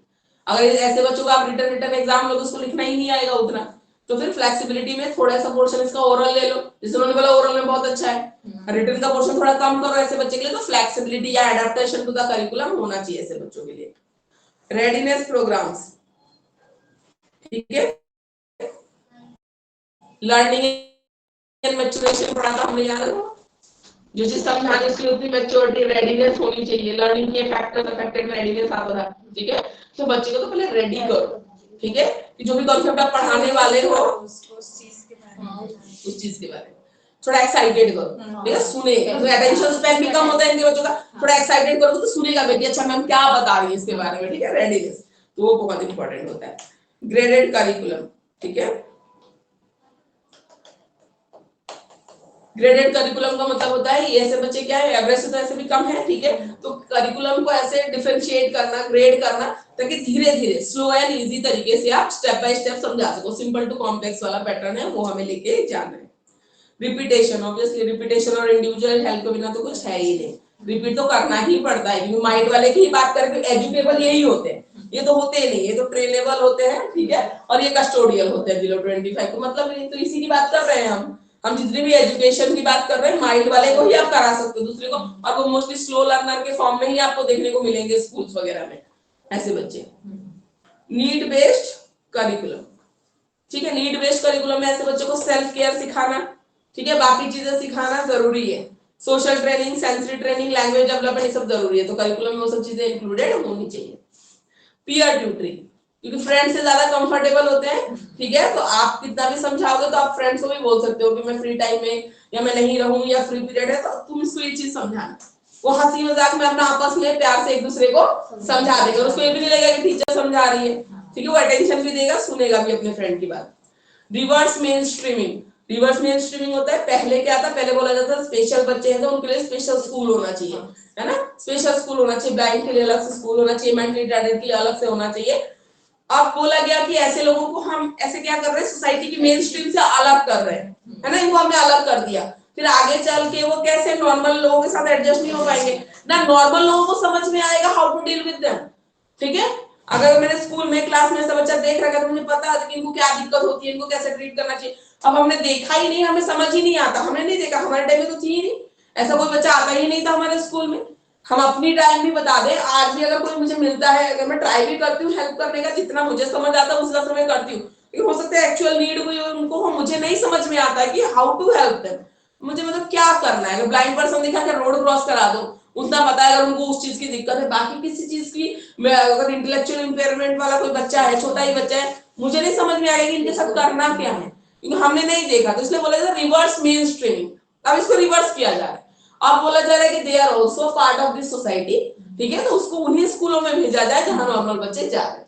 इससे क्या होगा, वो भी पार्ट ऑफ सोसाइटी फील करेंगे, इनफीरियर फील नहीं करेंगे, और बाकी जो नॉर्मल बच्चे हैं उनको भी पता होगा कि they are also part of our society, ऐसे भी लोग होते हैं सोसाइटी में, ठीक है, और ये भी एग्जिस्ट करते हैं, और इनको भी हमें साथ लेके चलना है। तो एक जो सिंपैथी एम्पैथी है दूसरों के लिए ना, वो भी डेवलप होगी नॉर्मल बच्चों में, ठीक है, तो ये दोनों चीजें। Reverse main streaming, use of technology, ठीक है, टेक्नोलॉजी का यूज करिए, जहां वीडियो दिखा के समझाया जा सकता है, 3D चीजें हैं, ठीक है, या असेसमेंट के लिए आप कंप्यूटर्स का यूज कर सकते हो जहां पे, ठीक है, तो टेक्नोलॉजीज का डिफरेंट डिफरेंट यूज आप कर सकते हो। जैसे डिजी बॉक्स सिस्टम है, ठीक है, इसको बोले इसको यूज करो सिखाने के लिए बेसिक चीजें, how to operate a washing machine, ठीक है, कंप्यूटर असिस्टेड इंस्ट्रक्शन, कंप्यूटर की हेल्प से हमने जो बोला ये सब हम कर सकते हैं। Behavioural management technique, token system, time out, ठीक है, जैसे मान लो पार्क गए हैं, ठीक है, और स्लाइडर पे लाइन लग रही है, ठीक है, तो इतना इतने टाइम का स्लॉट है, इतने में आपको जाना है, ठीक है, लड़ना नहीं है, क्यू में चलना है, बिहेवियरल मैनेजमेंट की छोटी छोटी ट्रेनिंग्स आप इनको दे सकते हो। टोकन सिस्टम, ठीक है, कुछ लेना है आपको, मान लो दिवाली फेयर लगा है, कुछ फूड स्टॉल जा रहा है, तो टोकन सिस्टम होता है, you have to take token, you have to wait, लड़ना झगड़ना नहीं है कि मुझे पहले क्यों नहीं जाने दिया, छोटी छोटी बिहेवियरल मैनेजमेंट की चीजें, ताकि सोसाइटी में ये जाए तो ये अच्छा बिहेव कर सके, क्योंकि ऐसे लोगों के लिए ऑलरेडी मेंटलिटी भी एक होती है कि एग्रेसिव होंगे, ये समझ में नहीं आएगा, ठीक है, तो लोग इग्नोर करते हैं या गलत तरीके से देखते हैं। तो अगर बिहेवियरल मैनेजमेंट की ट्रेनिंग होगी तो भी प्रॉपर तरीके से सब कुछ करेंगे, तो लोग भी अनकंफर्टेबल नहीं होंगे, ना उनके लिए कोई दिक्कत होगी।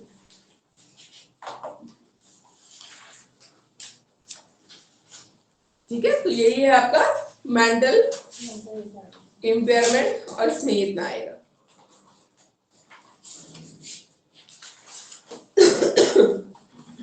अब आएंगे locomotor and neurological disorder, locomotor disability है, न्यूरोलॉजिकल डिसेबिलिटी, फिर लर्निंग डिसेबिलिटी पे आएंगे, multiple disability. Locomotor disability, locomotion मतलब मूवमेंट, चलना फिरना,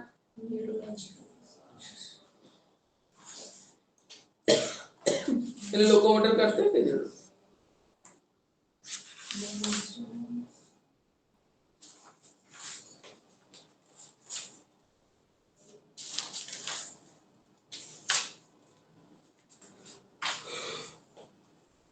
लोकोमोटर डिसेबिलिटी, लोकोमोटर डिसेबिलिटी में अगर बोन्स में कोई डिसेबिलिटी है, जॉइंट्स में, मतलब मूवमेंट, ठीक है, मूवमेंट, मसल्स एंड बोन्स से मूव अप कर सकते हो, है ना, तो जॉइंट्स में है या मसल्स में कोई दिक्कत है, ठीक है, तो कैसी डिसेबिलिटी होगी, लोकोमोटर डिसेबिलिटी हो सकती है।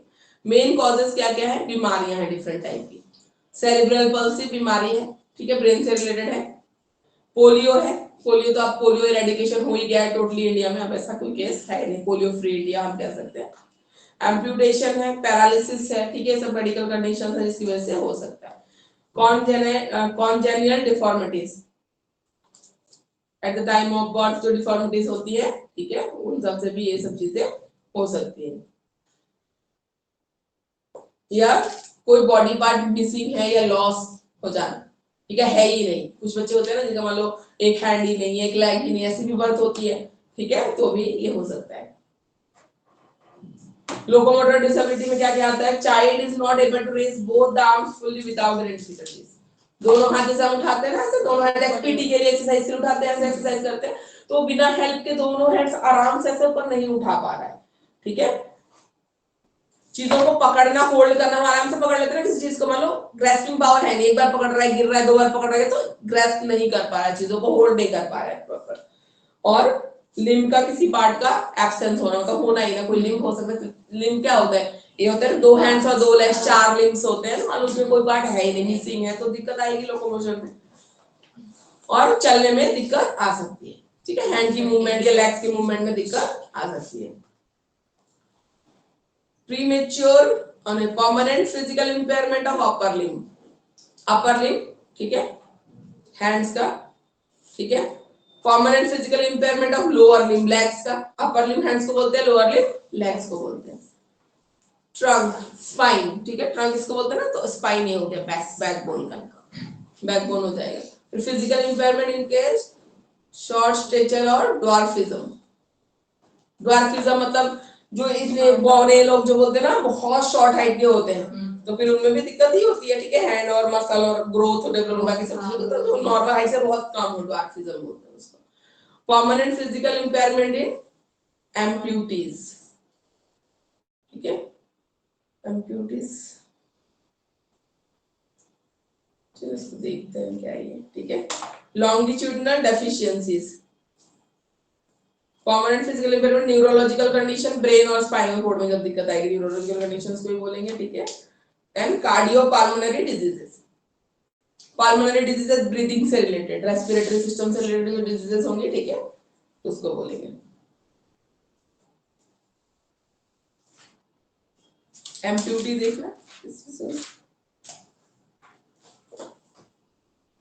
लिमिटेशन, ठीक है, locomotor ma'am ma'am that is artificial क्या वो पार्ट्स जो लगाते हैं, आर्टिफिशियल लिम्स, वही तो, हाँ, जैसे जयपुर फुट लगाते हैं ना, किसी को पैर नहीं होते तो जयपुर फुट, और ये आता है उसको लगाते हैं, हाँ, अलग अलग जैसे नहीं होते हैं तो, ठीक है, कॉजेज में अभी नहीं पढ़ा, ठीक है, ब्रेन एंड स्पाइनल कॉर्ड, इनमें डिफिकल्टी आएगी तो लोकोमोटर डिसेबिलिटी आ सकती है। Amputated ये कि a person who has had a limb amputated. हाँ, मतलब सब्स्टिट्यूशन और उसके, ठीक,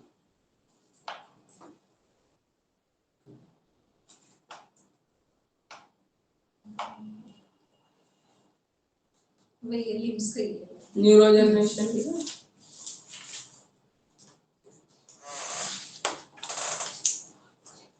कॉजेज में भी हमने पढ़ा, ठीक है, मेनली जो रिलेटेड है न्यूरोलॉजिकल डिसऑर्डर्स में, ठीक है, ये चीज हो सकती है, या कॉजेज में हमने बोला कि परमानेंट डिलीशन, तो ये ना हो, कोई पार्ट हुई ना हो बाय बर्थ, तो भी दिक्कत हो सकती है, ठीक है, विकलांग,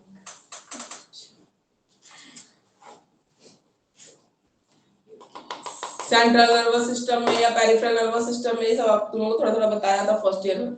सेंट्रल नर्वस सिस्टम में ब्रेन और स्पाइनल कोड आता है, पेरिफेरल नर्वस सिस्टम में ब्रेन से जो क्रेनियल नर्व्स निकलते हैं और स्पाइनल कोड से जो स्पाइनल नर्व्स निकलते हैं, उसको मिला के पीएनएस बनता है, पेरिफेरल नर्वस सिस्टम। तो कहीं भी अगर दिक्कत है तो लोकोमोटर डिसेबिलिटी आ सकती है।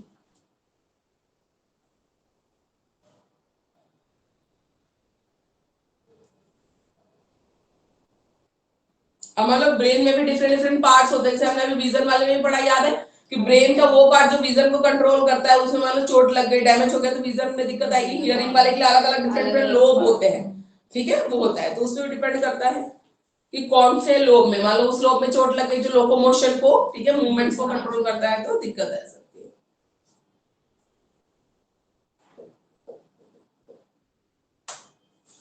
लैंग्वेज में दिक्कत आएगी, ठीक है, या डिस्ग्राफिया लिखने में दिक्कत आ रही है, तो उसके हिसाब से अलग अलग नाम है। Spinal cord disorders, injury, inflammation, swelling, पानी भर जाता है स्पाइनल कॉर्ड में, इन्फ्लेमेशन, सूज जाती है, बहुत सारी कंडीशंस हो सकती है।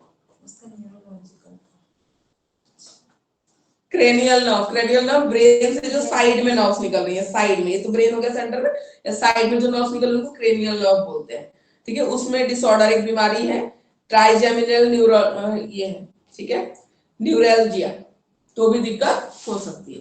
तो डिफरेंट डिफरेंट ये मेडिकल कंडीशंस है एक्चुअल में, ठीक है, जहां से ये दिक्कत हो सकती है। सीजर, वो बोलते हैं ना, फिट्स आते हैं, इसमें बेहोश हो जाते हैं, कांपने लग जाते हैं ना, ठीक है, उसको बोलते हैं, उसमें भी ये सब दिक्कतें हो सकती है। एपिलेप्सी बोलते हैं उसको, मिर्गी बोलते हैं ना हिंदी में, तो ठीक है, हाँ, जो कांपने लग जाते हैं, बेहोश होकर मुंह से झाग वाग निकलने लग जाता है। एक बार ऐसा होता है, वैष्णो देवी हम जा रहे थे, तो ऊपर वाले बर्थ पे एक लड़का अकेला ही जा रहा था, रात तक तो ठीक ही था, उसको खा पी के सोया, और सुबह वो वैसे ही कांप रहा है, उसके मुंह से झाग वाग निकल रहा है, और पोछ खाली हो रहा है, वहां पे कट रहा है, कोई देख भी नहीं रहा, उसको कुछ समझ ही नहीं आ रहा है। तो फिर हमने ही बुलाया, मतलब मेरे ब्रदर इन लॉ थे, हस्बैंड, ये सब कोई थे, तो फिर उन्होंने ढूंढ के जाके वहां पे आरपीएफ का वो सब होता है ना, उनको बोला, फिर उन्होंने किसी को भेजा, फिर वो उसको ले गए हॉस्पिटल, लेके गए, मतलब ले गए थे। हेल्प भी नहीं करता कोई, उनको लगता पता नहीं इसको क्या हो रहा है, तो छोड़ के चले गए। हम लोगों से तो होता ही नहीं है कि छोड़ के कैसे चले जाओ, आंखों के आगे कुछ हो गया इसको, हमारे ऊपर वर्त पे सो रहा था, तो इतना गिल्ट फील होगा बाहर जाने के बाद, हम छोड़ के आ गए उसको ऐसे, मतलब ही नहीं। फिर बुला के लाए, फिर उन्होंने बोले कि आप जाइए, हम लोग इसको हॉस्पिटल में एडमिट करा देंगे, फिर उन्होंने करा दिया था। तो उस टाइम मैंने फर्स्ट देखा था अपनी आंखों से कैसे होता है, तो पूरा कांप रहा था ऐसे, और मुंह से पूरा हो रहा था, झाग आ रहा था उसके। वो बोलते हैं ना दौरा, हाँ, दौरा पड़ना, अब बिल्कुल ठीक था, वो बात कर रहे हैं, सब कुछ ये सब कर रहा है, और फिर रात में सोया और सुबह ऐसी कंडीशन में था। नहीं, हमारे घर के पास भी थी एक लड़की थी, उसको भी ऐसा हो रहा था। अच्छा, हाँ, तो डॉक्टर ने उनको बोला था, उन्हें वो नहीं बताओ, मतलब बहुत चीज खाने के लिए बनाती थी, मतलब उससे भी हो जाता है बहुत चीज, मतलब नहीं तो नॉर्मल पेट हो जाता है लोगों को। हाँ, हो जाता है कब कुछ क्या दिमाग में चलने लगे, कब कुछ हो जाए, कुछ नहीं पता। हाँ, एपिलेप्सी वालों की दिक्कत है, बताओ, अकेला ट्रैवल कर रहा है और ऐसी हालत में। अभी हमारे उधर एक लड़की है, वो ना 13-14 साल की है, बट उसको मूवमेंट में, मतलब वो मूव ही नहीं करती है। अगर वो जहाँ बैठी है ना, वहीं पे मतलब यूरिन पास कर दी, इनफैक्ट मतलब सब कुछ मूवमेंट ही नहीं होता उसको बॉडी में, तो उसके पेरेंट्स को बहुत इश्यूज होते हैं, मतलब संभालना ट्रीटमेंट बिल्कुल करवाया मुश्किल उसकी है। फैमिली ने। अब उसके फैमिली शिफ्ट कर रहे हैं यहाँ से, गाँव जा रहे हैं, क्योंकि अब बहुत बड़ी भी हो गई है, कोई है भी नहीं यहाँ पे संभालने। नहीं, दिक्कत ही आती है ऐसे बच्चों से, तो बहुत दिक्कत है। इसलिए आजकल थोड़ी सी एडवांस टेक्नोलॉजीज होती है, जैसे अल्ट्रासाउंड वगैरह में अगर बता दिया जाए, तो ऐसे बच्चों को बर्थ देने से अच्छा अगर अबॉर्ट भी करा दे तो कोई नुकसान नहीं है, क्योंकि उस बच्चे की लाइफ भी खराब ही है ना, सारे टाइम उस बच्चे की लाइफ खराब है, अपनी भी लाइफ खराब है, बहुत दिक्कत है। फैमिली की भी लाइफ खराब है, हमेशा वही सोच फैमिली की बिल्कुल बिल्कुल, वो एक के पीछे पूरी फैमिली तबाह हो जाती है। और मानो जिसके पास ट्रीटमेंट के पैसे नहीं हो, तो इकोनॉमिकली भी चला जाता है, मेंटली भी वो पूरा बर्बाद हो जाती है, पूरी फैमिली बर्बाद हो जाती है। फैमिली ने सेकंड चाइल्ड भी नहीं किया, उससे ट्रीटमेंट के चक्कर में, और वो भी ठीक नहीं हुई। अब वो सब कुछ ऐसे फिनिश आउट हो रहा है, तो बस हाँ, फिनिश आउट ही हो जाता है वो पूरा इंसान। तो इसलिए अगर सोनोग्राफी वगैरह में, अल्ट्रासाउंड वगैरह जब किया जाता है, अगर ऐसे कोई कंडीशन है ना, तो वो बताना चाहिए, ठीक है, तो फिर अबॉर्ट भी करा सकते हैं, कोई फायदा ही नहीं है।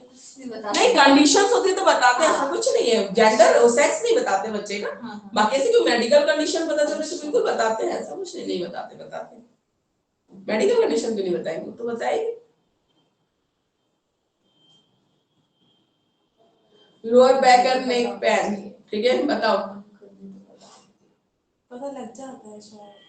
नहीं, पता लग जाता है, ऐसे कुछ मेजर जो डिफॉर्मिटीज हैं वो पता लग जाती है, मतलब लिम्स ही अगर एब्सेंट होगा है कुछ कुछ मेंटली है तो मेंटली Mentally तो नहीं, but लिम्स वगैरह एब्सेंट है, हाथ पैर है नहीं, कुछ ऐसा है तो ये तो दिख ही जाता है, ये तो दिख ही जाता है, ये तो विजिबल रहता है बिल्कुल, ये तो पता चल जाता है।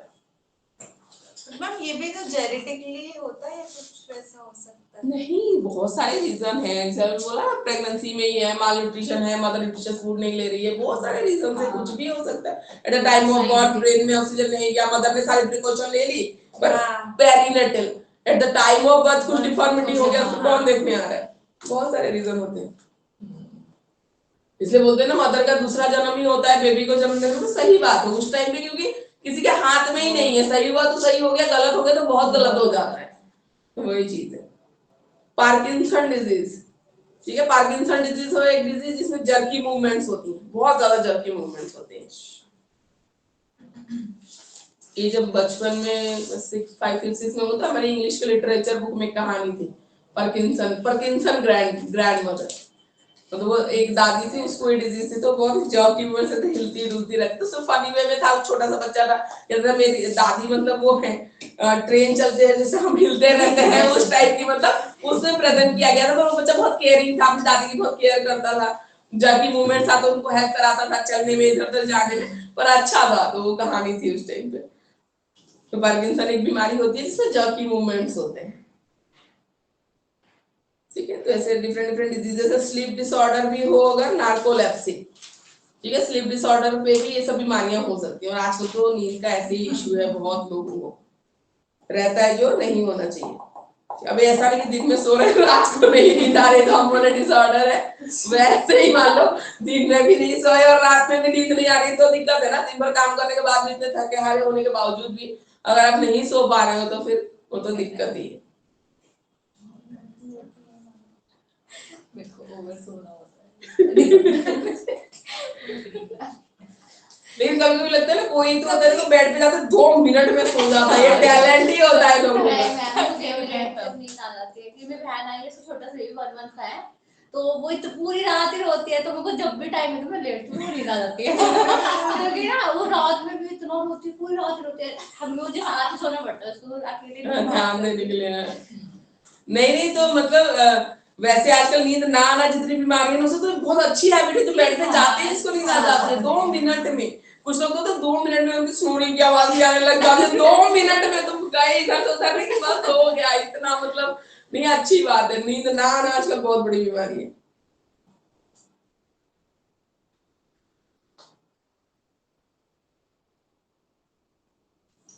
ठीक है, तो इससे हेड इंजरी और बाकी से हम ऑलरेडी डिस्कस कर चुके हैं, ठीक है। यही सारी चीजें हैं जिसकी वजह से लोकोमोटर डिसेबिलिटी होती है।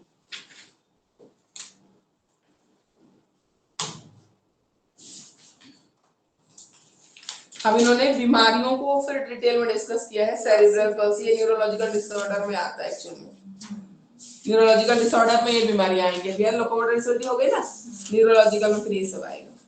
ये भी ना बहुत ज्यादा मेडिकल टर्म में मत लिखना, थोड़ा बहुत ऐसे लिखना है। चलो देखते हैं न्यूरोलॉजिकल डिसऑर्डर किस वजह से होता है। तो एक होती है सेरिब्रल पल्सी और इसकी वजह से लोकोमोटर डिसेबिलिटी भी हो सकती है, दोनों चीजें।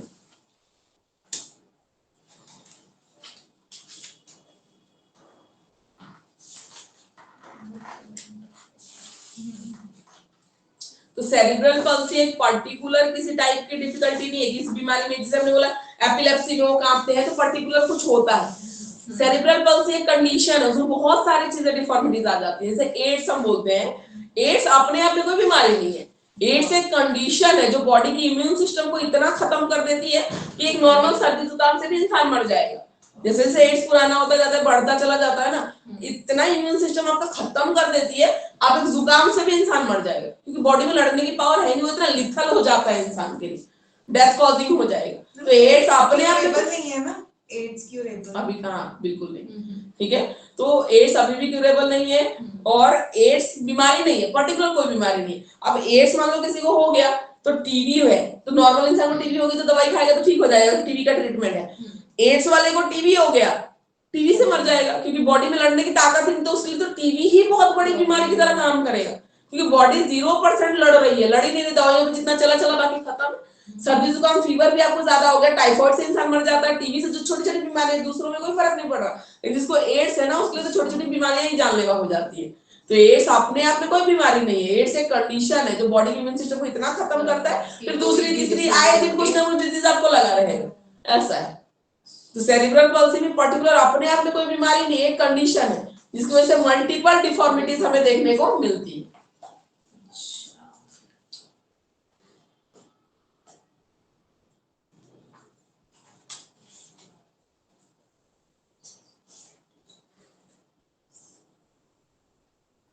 अब टाइप्स है, ठीक है, इसके भी डिफरेंट डिफरेंट टाइप्स है, क्लासिफिकेशन है।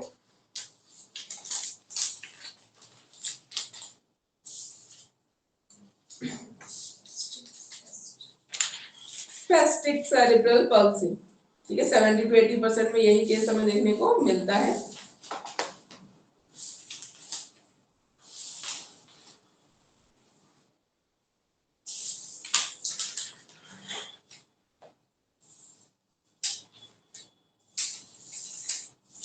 मोबिलिटी डिसेबिलिटी होती है एक टाइप की, ठीक है, मोबिलिटी में इनको दिक्कत आती है। ऑर्थोपेडिक और न्यूरोलॉजिकल जो डॉक्टर्स होते हैं वो इसकी ट्रीटमेंट करते हैं और थ्रू आउट लाइफ लेनी पड़ती है ट्रीटमेंट, ठीक है, इसका कुछ नहीं है, क्योर हो गया ट्रीटमेंट लेने से, ऐसा नहीं है।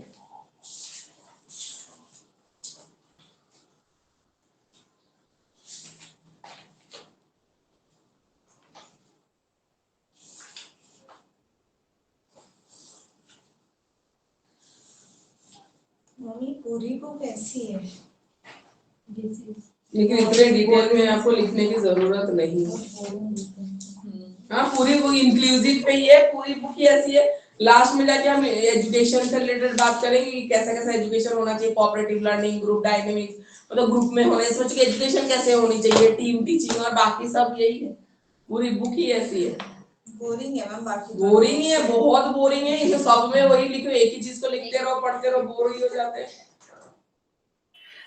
मैम इसमें जैसे क्वेश्चंस के आंसर करने हैं तो कॉजेस, उसके फैक्ट्स एंड जो उसके ट्रीटमेंट्स हैं वो सब मिक्सअप नहीं हो जाएगा जब हम अटेम्प्ट करेंगे क्वेश्चन को देखो कुछ चीजें तो जैसे वही एग्जामिनेशन में? तो कोई दिक्कत है कि पेरिनेटल वाला बोला, प्रीनेटल, पेरिनेटल और पोस्टनेटल में कुछ चीजें तो फिक्स है, ठीक है, यस। प्रीनेटल में मदर का न्यूट्रिशन, ठीक है, मदर का ड्रग, अल्कोहल, कुछ चीजें तो फिक्स है, वो सब में उठा के लिख देना, तो पहले तो कॉमन चीजें पढ़ लो, ये तो सबके लिए कॉमन है, ठीक है, फिर कुछ ठीक चीजें है। हैं जो अलग है, वो आपको फिर पढ़नी है, ऐसे पढ़ना है। Okay.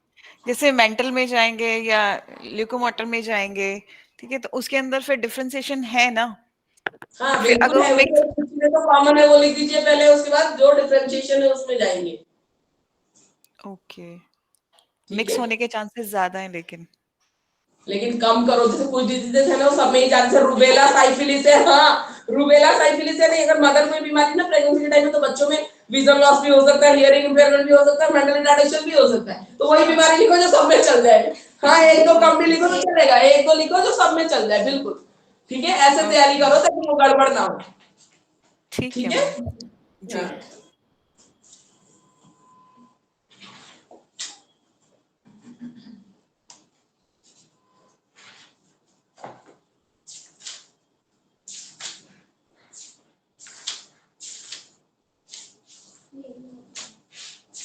न्यूरोलॉजिकल डिसऑर्डर में ना सेरिब्रल पल्सी ही है, उसको पढ़ लेना, उसमें कुछ नहीं है, ठीक है, उसमें पढ़ लेना, ज्यादा मेडिकल टर्म में जाने की जरूरत नहीं, जितना समझ में आए ना उतना करना है, और ऐसे भी ऑप्शन आएगा ही, ठीक है, इस क्वेश्चन को छोड़ के बाकी लोकोमोटर कर लेना, बाकी सब कर लेना, ये कम चांसेस है, ठीक है, इसका रहता है, बाकी लोकोमोटर तक कर लेना, और न्यूरोलॉजिकल में सेरिब्रल पल्सी है वो कर लेना। लर्निंग डिसेबिलिटी तो हमने फर्स्ट ईयर में पढ़ रखा है, बताओ 3 टाइप्स ऑफ मेन जो लर्निंग डिसेबिलिटीज होती है। मैम डिसलेक्सिया, डिसलेक्सिया हो गया, डिस्पर्सिया डिस्लेक्सिया, हो गया, हाँ, डिस्ग्राफिया हो गया। Dysgraphia, dyscalculia, yes. हाँ, कहाँ है मैम?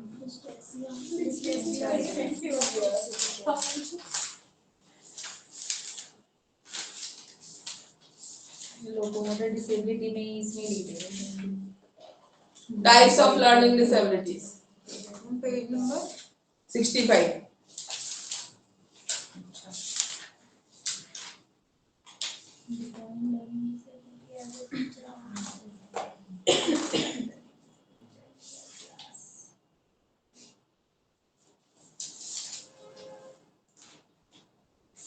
है, लर्निंग डिसेबिलिटी वाले बच्चों को सीखने में दिक्कत आती है due to different reasons.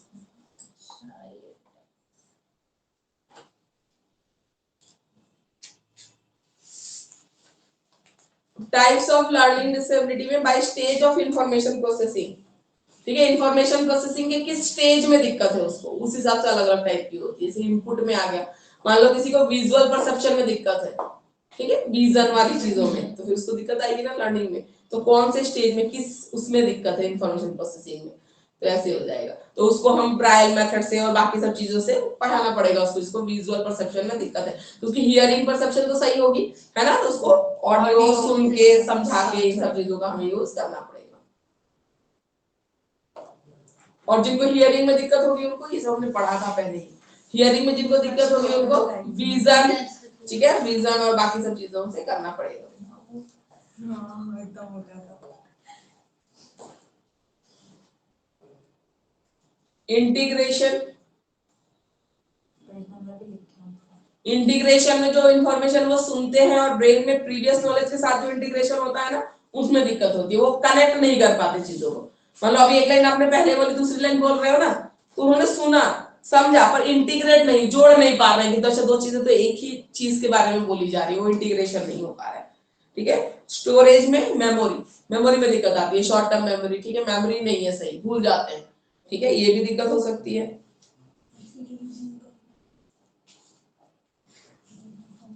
Output में, आउटपुट में देखो जो आपने समझ में आया तो हमें कैसे समझाएंगे कि हमें समझ में आया, तो लैंग्वेज के थ्रू समझाएंगे, ठीक है, या मसल एक्टिविटी के थ्रू समझाओगे, ठीक है, जेस्चर, राइटिंग, ड्राइंग, इन सब से समझाओगे, तो आउटपुट में दिक्कत होती है। मतलब समझ में तो आ रहा है लेकिन मैं समझा नहीं पा रहा, आउटपुट वाले स्टेज में दिक्कत है। और फंक्शन इम्पेयर्ड, ठीक है, रीडिंग डिसऑर्डर है तो डिसलेक्सिया, जो हम बोलते हैं बी डी को ये पढ़ना, गैप कर देना, या जो एक्स्ट्रा लेटर ऐड कर देना है, ओमिट कर देना या ऐड कर देना, ठीक है, बिना कॉमा बिना फुल स्टॉप के एक सेंटेंस को दूसरे एंड वर्ड को दूसरे सेंटेंस के फॉर्ट से जोड़ के पढ़ देना, ठीक है। राइटिंग डिसऑर्डर डिस्ग्राफिया, ठीक है, और मैथ एबिलिटी डिसकैलकुलिया। और है नॉन वर्बल लर्निंग डिसेबिलिटी, ठीक है, जिसमें motor clumsiness, poor visual spatial skills, जैसे लिख रहे हैं ना तो एक वर्ड और दूसरे के बीच कितना गैप होना चाहिए वो पता नहीं, कहीं बढ़ ज्यादा गैप कर दिया, कहीं बिल्कुल चिपका के लिख दिया, तो ऐसे, ठीक है, तो इसको बोलते हैं non verbal learning disability. Disorders of speaking and listening, बोलने और सुनने में दिक्कत। ऑडिटरी प्रोसेसिंग डिसऑर्डर, सुन के फिर प्रोसेस नहीं कर Excuse me, पाना। ma'am. और Excuse यस, me, ma'am. हाँ जी, मैम जो नॉन वर्बल लर्निंग डिसेबिलिटी है, लाइक आजकल जो बच्चों की हैंडराइटिंग की प्रॉब्लम्स आती हैं, वही गैपिंग वगैरह जो आप कह रहे हैं कि वो गैप मेंटेन नहीं कर पाते, is that related to this? This is related to visual spatial. Not with non verbal? Poor अगर और राइटिंग राइटिंग किसी को, वर्बल नहीं, या non poor hand verbal writing basically ये, नॉन वर्बल, ये तो मैम लिखने आजकल, में दिक्कत अगर ज्यादा है ना तो डिस्ग्राफिया, डिस्ग्राफिया में आ जाएगा, नो नो डिस्ग्राफिया। मैम, जैसे hand writing, poor hand writing basically, not very poor, like जैसे अच्छा, आजकल 90% बच्चों की हैंड राइटिंग पुअर है, तो क्या हम इस डिसऑर्डर के अंडर में लेंगे उसको, या फिर नहीं पुअर नहीं, हैंड राइटिंग पुअर के लिए हैंडराइटिंग यूजुअली? का डिसऑर्डर के अंदर नहीं आता, क्योंकि वो गलत थोड़ी, वो प्रैक्टिस कम कर रहे हैं, ठीक है, ये है पुअर हैंडराइटिंग में, जैसे अपने आप से लेटर ऐड कर देना, बार बार गलत लिखना, उल्टे ठीक है, पी डी पी क्यू में बार बार कंफ्यूज होना, ठीक है, ये सब हो। पुअर हैंडराइटिंग के लिए तो प्रैक्टिस करानी पड़ेगी, ठीक है, अल्फाबेट्स खा जाना है, हाँ हाँ ओमिटिंग, बिल्कुल, ओमिट कर देना, हटा देना, खा जाना, गायब कर देना, लिखता हाँ ही नहीं ओमिटिंग है। जो है हाँ वो डिसऑर्डर है ना, ओमिटिंग डिसऑर्डर है। हाँ, ओमिटिंग, एक्स्ट्रा एडिशन वो भी होता है कि आपने ऐड कर दिया एक्स्ट्रा अपने आप ही, ठीक है, एक्स्ट्रा लेटर्स ऐड कर देना अपने आप ही, ठीक है, वो भी राइट होता राइट, है, ठीक है। Okay, thank you. अब कॉजेज ऑफ लर्निंग डिसेबिलिटी क्या क्या है, एक तो जेनेटिक इन्फ्लुएंस है, ठीक है, जेनेटिक इन्फ्लुएंस में कुछ डिजीजेज हैं, ठीक है, क्रोमोसोमल एबरेशन की वजह से होती है, टर्नर सिंड्रोम हो गया, ठीक है, या बाकी चीजें हैं, तो ऐसी हमें दिक्कत देखने को मिलती है, न्यू लर्नर होते हैं जो, ठीक है, उनको प्रॉब्लम होती है। ब्रेन डेवलपमेंट, ठीक है, ब्रेन का डेवलपमेंट अगर प्रॉपर नहीं है तो दिक्कत आएगी। एनवायरमेंटल इम्पैक्ट में exposure to radiation, different poison, chemical, ये सब चीजें आ जाती है एनवायरमेंट में। Characteristics of children with learning disability, attention difficulty, वही हो जाएगा, सेम वर्ड पढ़ो सब सेम है, ठीक है। परसेप्चुअल प्रॉब्लम्स, ठीक है, परसेप्शन में दिक्कत आती है इनको। Poor motivation, attitude, low self esteem वाली बात है, ठीक है, motivate. Poor sound and symbol association, symbol नहीं पहचान, सिंबल आइडेंटिफाई करने में नहीं उनको समझ में मेमोरी आता, प्रॉब्लम तो मेन, ठीक है, वही है, शॉर्ट भूल जाते हैं, ये तो बहुत बड़ी दिक्कत है। तुम कितना भी मेहनत करके समझाओ, अगर वो रिटेन नहीं कर पाते तो कोई फायदा ही नहीं है। लैंग्वेज डेफिसिट ऑब्वियसली होते ही है ऐसे जिनमें डिफिकल्टी होती है। ट्रांसफर डिफिकल्टी, ठीक है, नॉलेज ट्रांसफर में दिक्कत है। सोशल इमोशनल बिल्कुल, deficit in executive functions.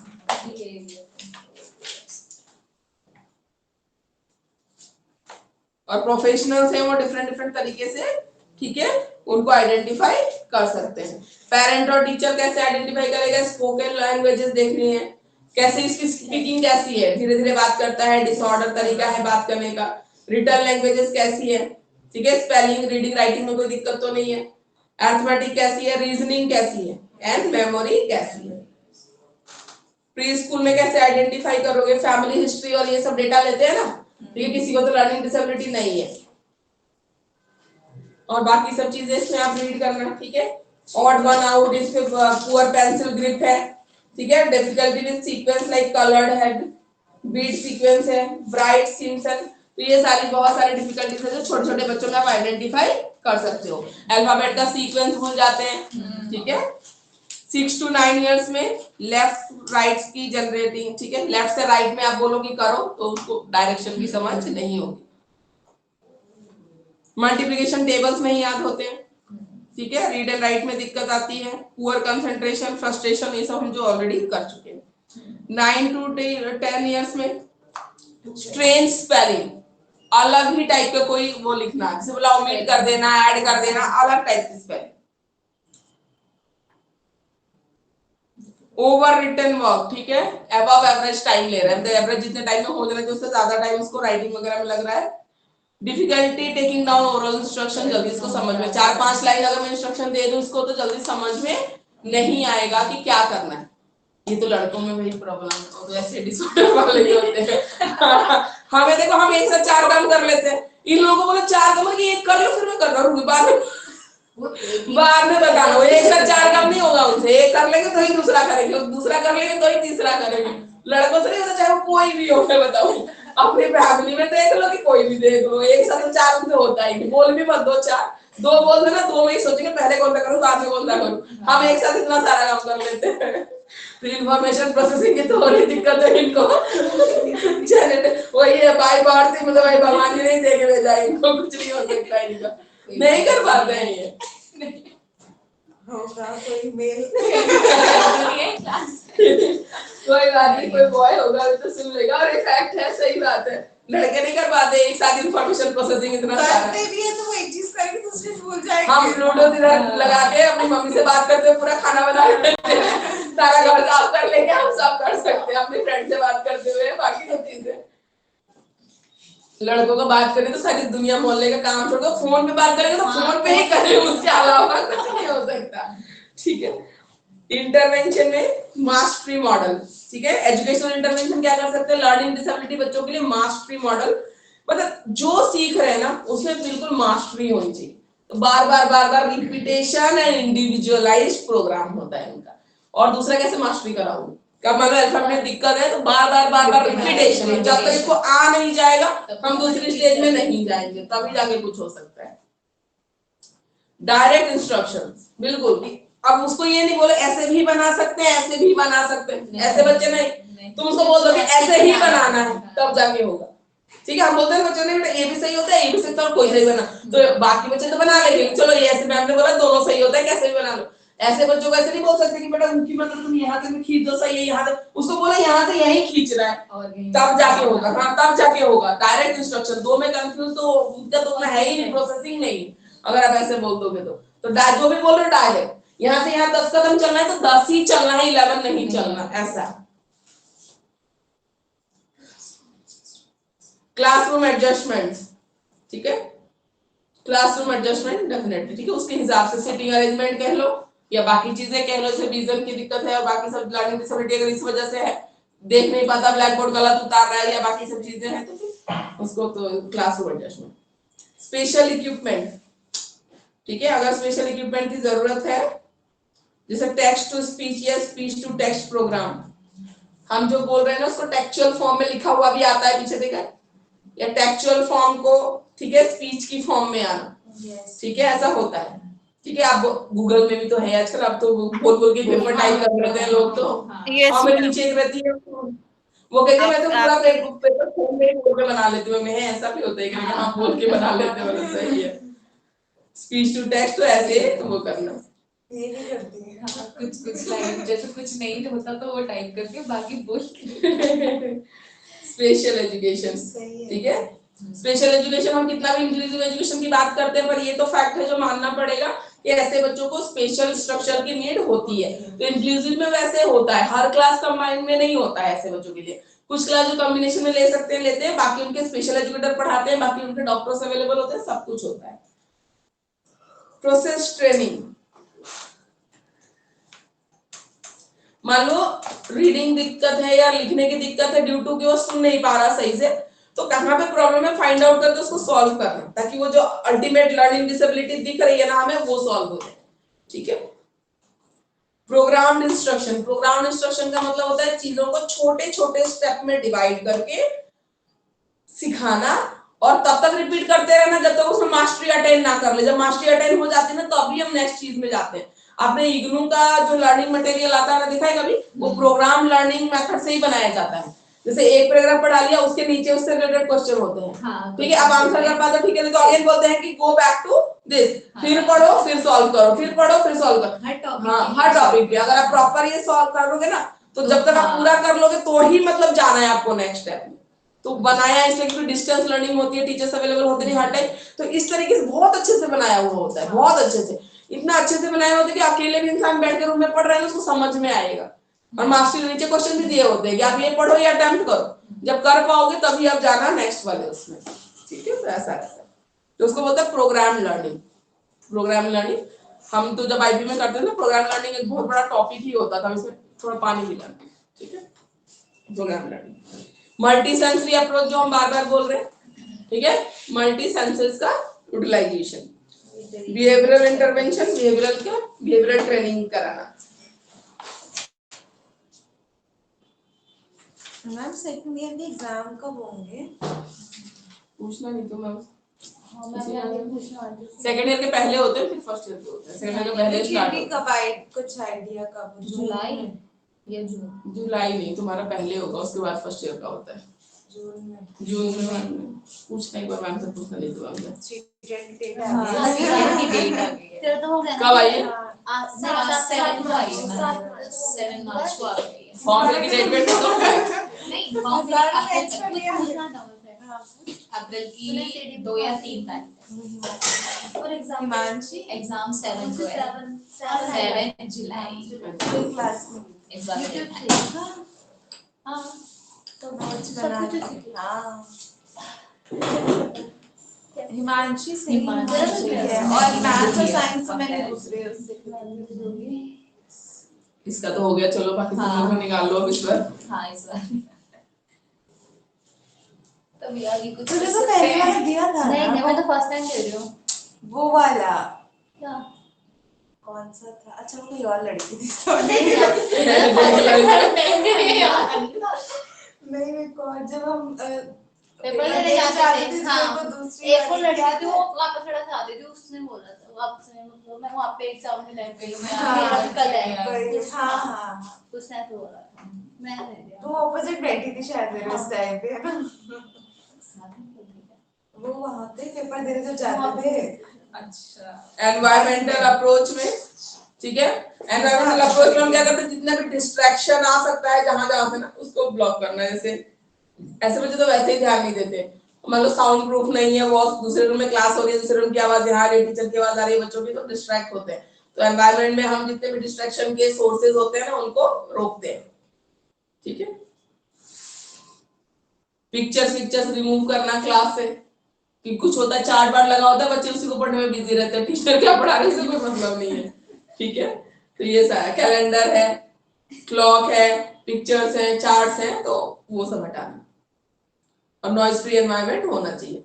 Self instructional training,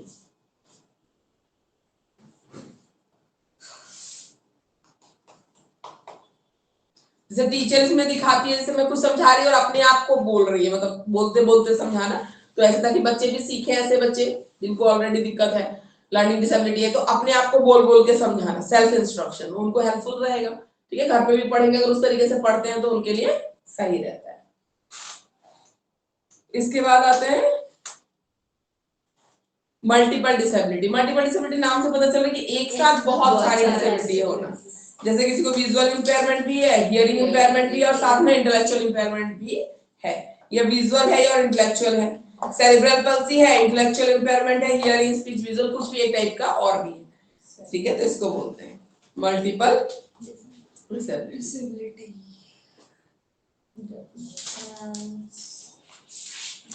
combination of मतलब टू और मोर डिसेबिलिटी एक साथ हो। तो कॉजेज में जेनेटिक फैक्टर्स में आ जाएगा क्रोमोसोमल एब्नॉर्मलिटीज, डाउन सिंड्रोम है, टर्नर सिंड्रोम जो हमने बोला। ठीक है, ये सब बीमारियां हैं। कैट क्राई सिंड्रोम है,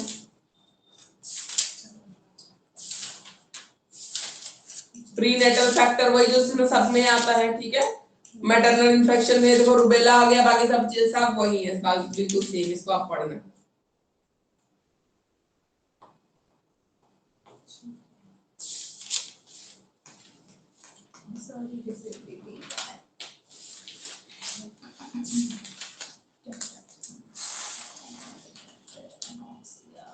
पोस्टनेटल, प्रीनेटल ऐसा डिवाइड कर दिया है।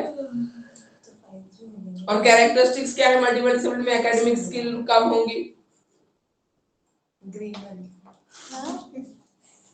और मल्टीपल डिसेबिलिटी बच्चों के लिए माइलस्टोन क्या होगा? मल्टीपल डिसेबिलिटी वाले बच्चों के लिए माइलस्टोन क्या सेट करोगे आप? क्या क्या सिखाना है? सेल्फ केयर, सोशल स्किल, बस दो चीजें सिखा दो, ये बहुत है। एक डिसेबिलिटी में इतनी दिक्कत है, अगर मल्टीपल डिसेबिलिटी है ना तो सेल्फ केयर, सोशल स्किल, दो ही मेन माइलस्टोन होते हैं इनके। ठीक है,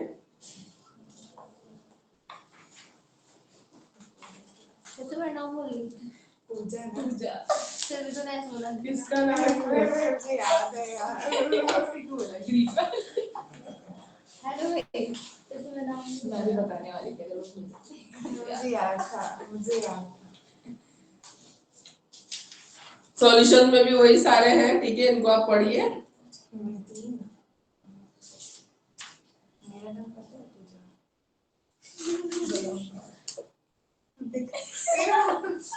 नहीं फरीद है ना? हाँ, फरीद। क्या नाम है? क्या अरे सिमिलर हो गया ना? मेरा पता है। अरे यार तुम लोग घुमाने कैसे मेरे कुछ और बता। ए नहीं मैंने सुना है तेरा नाम। हाँ, बता। इतनी फेमस तो नहीं है। अरे क्लास में सुना है, वो उसके साथ साथ आता है ना उसकी वजह से। क्या है? अपना अपना तो उसने पूछ लिया, हमारा नाम इसको याद नहीं। मैंने अपना बताया था बिल्कुल अकेले में कि मैंने बताया ऐसे मैं बताया है। मेरा ये सुनो। देख रही हो? मैं लिखती नहीं सब लिखती नहीं। नाम बताओ, ऐसी तो होता है। बच्चों की नोटबुक जैसे खाली में से नेम स्लिप लगा। जागृति।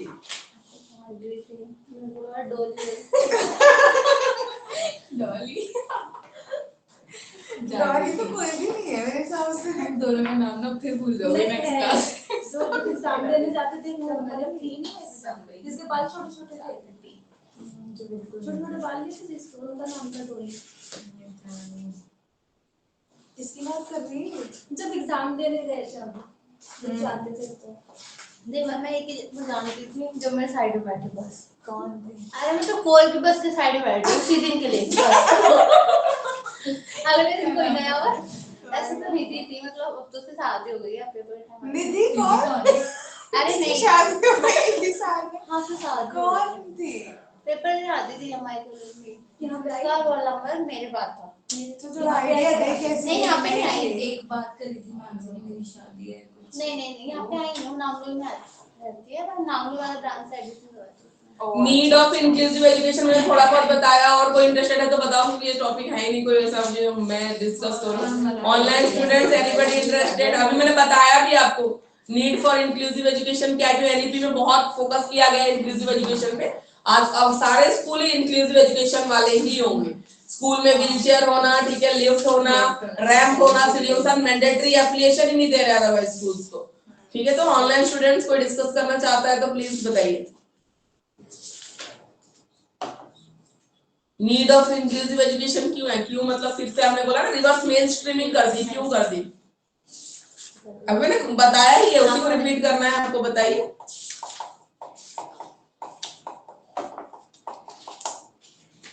नोबडी? नहीं मैम, रिक्वायर्ड नहीं है। हाँ वही तो अभी डिस्कस किया है, ठीक है। फिर भी किसी को लगता है तो ठीक है। टाइप्स ऑफ इंक्लूजन बोलते हैं, ठीक है। टाइप्स ऑफ इंक्लूजन इंपॉर्टेंट है, वो करते हैं, ठीक है। किस किस टाइप की इंक्लूजन होनी चाहिए, तो किस किस टाइप की इंक्लूजन होनी चाहिए? Page number 99 types of inclusion.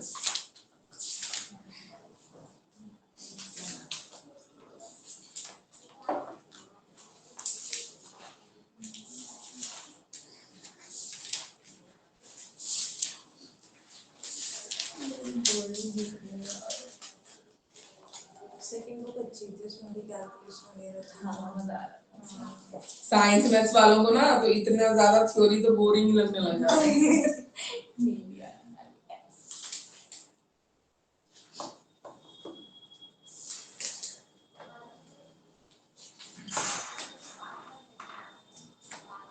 बच्चे आते नहीं। बच्चे जो बच्चे हैं इतने सारे, मतलब क्लास बहुत हमारे कम तो पढ़ जाती first है year में जमीन कहाँ पे आते बैठे थे हमारे? वही तो घटिया बच्चे। वो ना ऐसे सोच लूंगी पढ़ना नहीं है सेकंड ईयर ऐसे सोचते हैं आप उस सेकंड ईयर तो हाँ यूं सोच लूंगी तो बच्चे पढ़ने आते हैं, कोई इंटरेस्टेड ही नहीं है। अब मैंने वो भी तो भेजा था व्हाट्सएप पे जिसका रिया रखा है हाँ एग्जाम किसका दिया रखा है? किसी का नहीं। नहीं यार, किसी ने नहीं नहीं, दिया हो, हाँ, ये भी तो हो सकता है ना। हाँ, एक दो हाँ उसका मेरे है। साथ ही एक हमारे लड़की जो बस में थी। एक लड़का नहीं था, क्या नाम है उसका, देखिए नाम भी वैसे अजगर। अजगर सारा याद है, देखा था ना? हाँ वो आदमी टाइप लगता था है ना, मैं कुछ याद है, वो पीछे बैठे वो सब साथ बैठता था ना ड्राइवर हाँ। लड़के तो ज्यादा थे ही नहीं तीन हमारे साल साथ। के थे हाँ। तो एक और था उसका रिया था एक सब्जेक्ट में, उसको मुझे बोल रहा था व्हाट्सएप पे कि मेरे सब्जेक्ट में रिया है, उनका मैं पढ़ ले भाई हाँ नहीं, एक लड़के थे। टाइप्स ऑफ इंक्लूजन दो टाइप की होती हैं, ठीक है। एक होता है पार्शियल, एक होता है फुल इंक्लूजन। पार्शियल में क्या होता है, स्पेशल एजुकेटर भी आ रहा है स्कूल में, नॉर्मल जनरल टीचर्स भी हैं, ठीक है, साथ में डॉक्टर वगैरह की नीड है तो वो भी है। तो जनरल टीचर मान लो कुछ कुछ सब्जेक्ट्स को साथ में लेते हैं, जैसे म्यूजिक की क्लास हो गई वो साथ में लेते हैं, ठीक है। किस लेवल तक की डिफॉर्मिटी उस पर डिपेंड करता है। अगर थोड़ी बहुत दिक्कत है तो ज्यादा क्लासेस साथ में लेते हैं, एक दो जो स्पेशल क्लास होती है उनकी स्पेशल एजुकेटर्स लेते हैं, ठीक है। अगर ज्यादा दिक्कत है तो कम क्लासेस साथ में लेंगे, ज्यादा क्लासेस स्पेशल क्लास में लेंगे, ऐसा होता है। तो उसको पार्शियल बोलते हैं, सारी क्लासेस में नहीं। पर फुल इंक्लूजन में क्या होता है, सारा टाइम वो नॉर्मल बच्चों के साथ रहता है, स्पेशल एजुकेटर नहीं होते हैं। बस क्या होता है उनकी हेल्प के लिए हेल्पर प्रोवाइड किए जाते हैं, अगर हेल्पर्स की नीड है तो बस यही होता है। पढ़ाना जनरल टीचर को ही होता है, ठीक है। तो partial and full inclusion. Principle देखते हैं, प्रिंसिपल्स इंपॉर्टेंट है, ये पूछते हैं।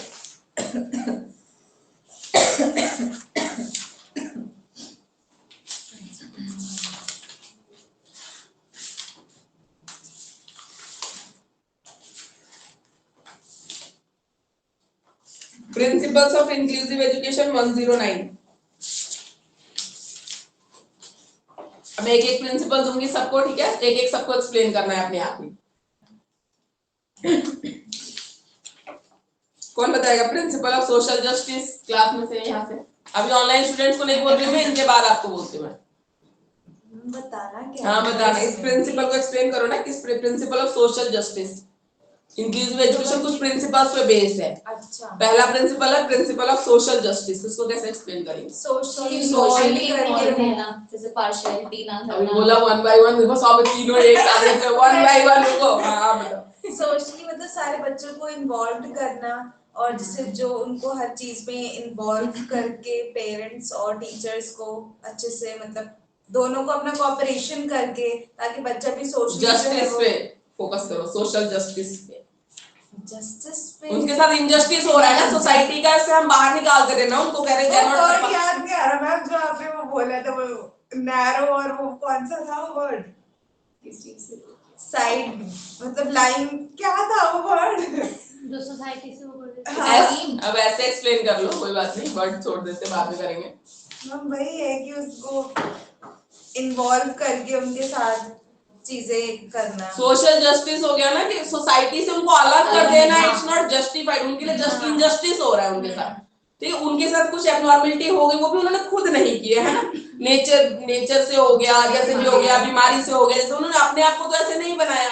ठीक है, गॉड ने बनाया, नेचर ने बनाया, किसी रीजन से वो ऐसे हो गए, तो उनको सेपरेट कर देना सोसाइटी से कि तुम हमारी सोसाइटी से अलग हो, ये इनजस्टिस है। तो उनको सोशल जस्टिस दिलाने के लिए इंक्लूसिव एजुकेशन को लाया गया है। तो एक ये प्रिंसिपल है। दूसरा है, कौन एक्सप्लेन करेगा? Principle of normalization. हाँ, ये तो बड़ा इजी है। वही नॉर्मल जो स्टूडेंट्स नॉर्मल पीपल से अलग होते हैं, उन्हें इंफीरियर होता है, तो सबके साथ मतलब रखना, क्लास ताकि में normal feel नॉर्मल करें। नॉर्मल ठीक है, इंफीरियरिटी ना होने, सबके साथ एक ग्रुप ऐसा में ग्रुप मेंटेन करना। बिल्कुल ठीक है, नॉर्मल फील कराना उनको, नॉर्मलाइजेशन की you are not different, you are a part of this society, you are like us. ठीक है, ये वाली फीलिंग। Principle of least restrictive environment, online student में से कौन चाहेगा इसे एक्सप्लेन करना? Principle of least restrictive environment. Ma'am may I? Yes yes sure please. Ma'am restrictions कम से कम रखना, उनको इक्वल फील कराना basically. Suppose somebody can not see properly, like partial blindness है, तो हम उसको ऐसे नहीं फील कराएंगे कि यू कैन नॉट सी और यू आर इनकेपेबल। हम उसको इन फ्रंट में सीट देंगे near to the black board, and we are writing something and he is doing it well. So उसको इक्वल फील कराना, नॉर्मल फील कराना, as the other children are doing, you are also capable to do, you are equal to them, or you are normal, you are not abnormal. Yes, restrictive environment. ठीक है, least restrictive. ठीक है, ज्यादा restriction नहीं कि normal बच्चे जैसे environment में रह सकते हैं, you can also be there. ठीक है, you can also be there, आप भी उस एनवायरनमेंट में रह सकते हो। Online students, anybody else? Principle of use of age appropriate methods and strategies. Age appropriate methods and strategies, online students, age appropriate methods and strategies. आप बताइए, online offline, age appropriate methods and strategies. हम जैसे बच्चे से related होता है, जैसे as by as बच्चे सीखते हैं, और फिर जैसे आप अभी बता रहे थे आईक्यू लेवल जैसे होती है, जिसकी बिल्कुल। ज्यादा होती है, जिसकी कम होती है, तो उसके अकॉर्डिंग बच्चों को सीखने की क्षमता। बिल्कुल। तो यहाँ पे जो बच्चे आ रहे हैं ना, मल्टीपल डिसेबिलिटी है, किसी को कुछ है, तो उनके एज एप्रोप्रिएट ही सिखाना। डिफिकल्टी एप्रोप्रिएट तो करेंगे हम जो करेंगे, पर उस चीज को इग्नोर नहीं करना कि ये भी 10 साल का बच्चा, ये भी 10 साल का ही है। हाँ, विद डिफॉर्मिटी है, कुछ डिफिकल्टी के साथ आया है बच्चा, पर एज ग्रुप वही है, तो ये भी सीख सकता है। हमने उस डिफिकल्टी की वजह से एकदम ठीक है कि नहीं नहीं कोई बात नहीं, तुम तो ये आसान वाला ही कर रहे हो, अगर बच्चा कर पा रहा है ठीक है, तो फिर क्या दिक्कत है? तो एज एप्रोप्रिएट आप रखिए स्ट्रेटजीज और अपने मेथड्स। ठीक है, उसके बाद प्रिंसिपल ऑफ पार्शियल पार्टिसिपेशन, कि जैसे पार्शियली वो कुछ कर पाए, जैसे इंडिविजुअल जैसे ग्रुप में करते हैं वो अकेले भी कर पाए, कुछ तो उनको टाइम देना। बिल्कुल पार्शियल पार्टिसिपेशन। ठीक है, फुल्ली अगर नहीं कर पा रहे तो at least they can participate partial. ठीक है, पार्शियल पार्टिसिपेशन, ये दो टाइप का इंक्लूजन हम कह ही रहे हैं, पार्शियल भी है ठीक है, और एक फुल्ली भी है, तो पार्शियल पार्टिसिपेशन। अब ये देखो, ये बहुत अच्छा सा एक दे रखा है 111 पे, education system has problems for CWSN. CWSN का फुल फॉर्म क्या होता है? Children with special needs, CWSN, ठीक है, चिल्ड्रन विद स्पेशल नीड्स। तो एजुकेशन सिस्टम है प्रॉब्लम्स फॉर, प्रॉब्लम क्या क्या है ऐसे बच्चों के लिए, टीचर्स एटीट्यूड डेफिनेटली, ठीक है, मैं तो टीचर ही मुंह बनाने लग जाएगा कि मेरा टाइम अब ज्यादा मेरी क्लास में डाल दिया, ऐसे है वैसे है, स्लो लर्नर है, इसके लिए ज्यादा से पेपर बनाना पड़ेगा, अलग से पढ़ाना पड़ेगा, तो वो एटीट्यूड तो पहले चेंज करना पड़ेगा, ठीक है। Rigid method, rigid curriculum, fix है। मान लो एक बच्चा अगर ऐसा आ गया ना तो उसके लिए हम नहीं कुछ चेंज करना चाहते हैं। रिटर्न में टेस्ट जाएगा 60 मार्क्स का, 70 मार्क्स का, 50 मार्क्स का, तो वही जाएगा। इन वो बच्चा अगर लिखने में मान लो उसको डिस्ग्राफिया है, ठीक है, ओरल में वो अच्छा है, तो हम उसके लिए थोड़े से मार्क्स ओरल भी तो कर सकते हैं। तो रिजिड जो है वो चेंज नहीं होना चाहते, तो ये प्रॉब्लम है। और क्या, इनएक्सेसिबल एनवायरनमेंट्स, पहले जो स्कूल थे उसमें रैंप वैम्प नहीं था, कोई व्हीलचेयर से बच्चा आ रहा है तो उसको फिर दिक्कत आती थी। अब तो पूरा, अब तो व्हीलचेयर स्कूल में खुद ही व्हीलचेयर 2-3 होने चाहिए, अगर ऐसा बच्चा आ रहा है, लिफ्ट होना चाहिए, रैंप होना चाहिए। तो आजकल जो है वो एक्सेसिबल है एनवायरनमेंट। पहले लो फ्लोर बसेस नहीं होती थी, बसेस की सीढ़ियां होती थी, तो ऐसे लोग चढ़ना उतरना बहुत मुश्किल है। तो दिल्ली में लो फ्लोर बसेस है, जो डीटीसी बसेस है सारे लो फ्लोर बसेस है, उसमें व्हीलचेयर भी आराम से चला जाता है, पैसेज भी है बड़ा मूव करने के लिए आराम से, ठीक है। तो आजकल जो एनवायरनमेंट है वो एक्सेसिबल है, ठीक है। Many drop outs, many repeaters, problem है, ठीक है, बीच में से छोड़ देते हैं, रिपीटर्स है। Teachers and schools not supported, ऐसे बच्चों को ना टीचर सपोर्ट करना चाहता है ना स्कूल सपोर्ट करना चाहता है। पेरेंट्स नॉट इन्वॉल्व, ठीक है, पेरेंट्स को बिल्कुल या तो कुछ बहुत ही ओवर क्या बोले कंसर्न है, या तो बिल्कुल ही कुछ कंसर्न है ही, ठीक है, ऐसा भी। Lake of teaching ads and equipment, definitely अगर आप मल्टी सेंसरी अप्रोच चाहते भी हो कि बच्चा देख नहीं पा रहा है या पार्शियल की बात जैसे उन्होंने की, ठीक है, आप उसको हियरिंग से या टच से, और सामान ही अवेलेबल नहीं है, कैसे करोगे? टीचर को सैलरी देंगे इतनी सी, तो के घर से खरीद के थोड़ी लाएगा, अवेलेबल करवाओगे तभी तो, है ना। स्कूल्स को करवाना चाहिए रिसोर्सेज अवेलेबल, टीचर घर से ला के थोड़ी समझाएगा। तो वो सारी चीजें होनी चाहिए, स्कूल में फैसिलिटीज होनी चाहिए। पुअर क्वालिटी ट्रेनिंग, ठीक है। अभी बीएड में तो फिर भी यहाँ पे हम बहुत सारी चीजें कर लेते हैं, करा देते हैं, माइक्रो टीचिंग वगैरह मैं करा दूंगी या समझा देते हैं। बाकी तो बहुत एडमिशन लेते हैं पुअर क्वालिटी ट्रेनिंग नाम के लिए, बीएड हो गया पर आता कुछ भी नहीं है, लेसन प्लान तक बनाना नहीं सिखाते हैं, कुछ भी नहीं सिखाते हैं, क्वेश्चन पेपर बनाना सिखा रहे हैं। आपने बनाया टेस्ट, कुछ तो आपने सीखा ना, जब प्रैक्टिकल वर्ल्ड में जाओगे। और सबका गवर्नमेंट जो जॉब हो जाएगा ऐसा नहीं है, प्राइवेट में जाओगे, प्राइवेट में तो सब कुछ ही आना चाहिए, सैलरी चाहिए इतनी सी दे रहे हो, काम तो सब आना चाहिए, ठीक है। तो ये है, सैलरी है नहीं पर क्वालिटी पूरी चाहिए।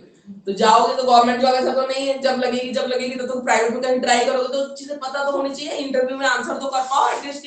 हाँ बीएड करके आए तो हमें ये चीज समझ आती है ना, या हमें ये चीज पता है। ब्लूप्रिंट बोल देगी, चलो तुम मुझे क्लास 8 के 20 नंबर के पेपर के लिए पीटी के लिए ब्लूप्रिंट बना दो, पता तो जब ब्लूप्रिंट क्या होता है, मुझसे क्या कह रहा है बनाने को, है ना, ये चीज होनी चाहिए। और चला एक दूसरे की शक्ल देख रहे हैं कि तुम क्या बोल रहे हो और मैं क्या बोल रहा हूँ, ऐसा नहीं, ठीक है। ब्लूप्रिंट बोले तो ब्लूप्रिंट बनाना आना चाहिए। बोल पूछेगा do you know how to prepare lesson plan, yes I know, ठीक है। मैम आजकल तो ये 3rd क्लास के बच्चे को पता है ब्लूप्रिंट क्या होता है। हाँ आजकल तो भेज ही दे रहे हैं अच्छे स्कूल वाले। लेकिन बहुत सारे अभी भी ऐसे हैं जिसे बीएड के नाम से नहीं उन्होंने किया। तो ये जनरेशन तो पहले की पड़ी हुई है ना, पहले थोड़ी ना ब्लूप्रिंट और बाकी चीजें बताते थे। और बीएड भी उन्होंने किया, मतलब एक क्लास ली भी नहीं, पढ़ के जैसे एग्जाम दिया है तो उनको नहीं आइडिया होगा, फिर वो इंटरव्यू में कैसे आंसर करेंगे। तो ये चीज हो जाती है। आजकल तो बहुत ट्रांसपेरेंसी है, टीचर भी बताती है कि इतने मार्क्स की ये आएंगे एमसीक्यूज, इतने मार्क्स के ट्रू फॉल्स आएंगे, इतने मार्क्स के फिल इन द ब्लैंक्स आएंगे, कितने में आएगा, सब ट्रांसपेरेंसी है। तो पढ़ लो बस, आएंगे 100 मार्क्स, उसमें किसका क्या आएगा वो तुम जानो, वैसे वाला सीन। आजकल तो बहुत सारी चीजें हैं, बहुत वो है कि इतने मार्क्स का ही आपका राइटिंग एंड ग्रामर का पोर्शन आने वाला, इतना रीडिंग आने वाला, सब कुछ बताया जाता है पहले से। हाँ ऑब्जेक्टिव है, समेटिव नहीं है, तो इसलिए फिर हाँ बिल्कुल, रहता है कि चलो कि आईक्यू चेक करें। फॉर्मेट हो गया 60 मार्क्स के पेपर में, तो ठीक है, तो ये भी है। What are the models of inclusion? Discuss various models of inclusion. तो approaches बोल लीजिए या models बोल लीजिए, different है। हमें बहुत सारे हैं, नेक्स्ट क्लास में करूँगा।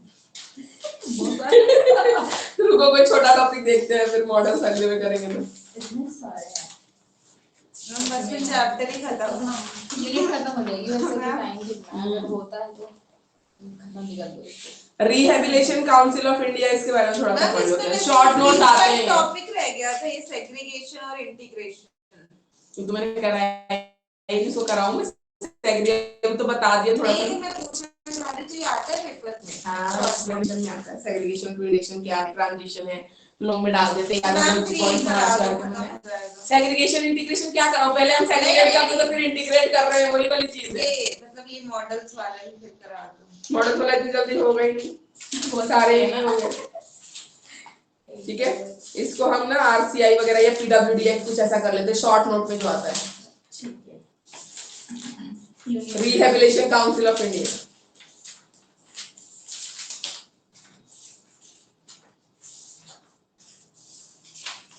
ये यूनिट 2 में रखा है लेकिन इसका है ही नहीं। आरटी फिर से है, तुम लोग को आरटी याद है? Yes ma'am. फर्स्ट ईयर में पढ़ा था ना, ये तो मैं रिपीट बिल्कुल भी नहीं करूंगी, फर्स्ट ईयर में पढ़ा रखा है बहुत अच्छे से। ठीक है,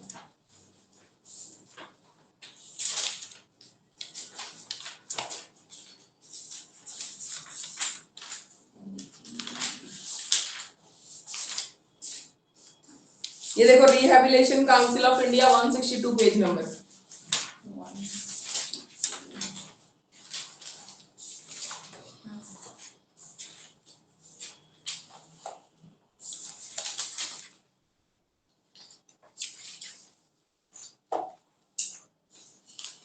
रिहेबिलिटेशन काउंसिल ऑफ इंडिया एक गवर्नमेंट बॉडी है, ठीक है, जिसमें पार्लियामेंट में एक पास किया गया था, ऐसे एक बॉडी की नीड है। ठीक है, ऐसे लोगों के रिहेबिलिटेशन के लिए स्पेशल जो लोग हैं, ठीक है, तो उसके अंडर इसको सेटअप किया गया था।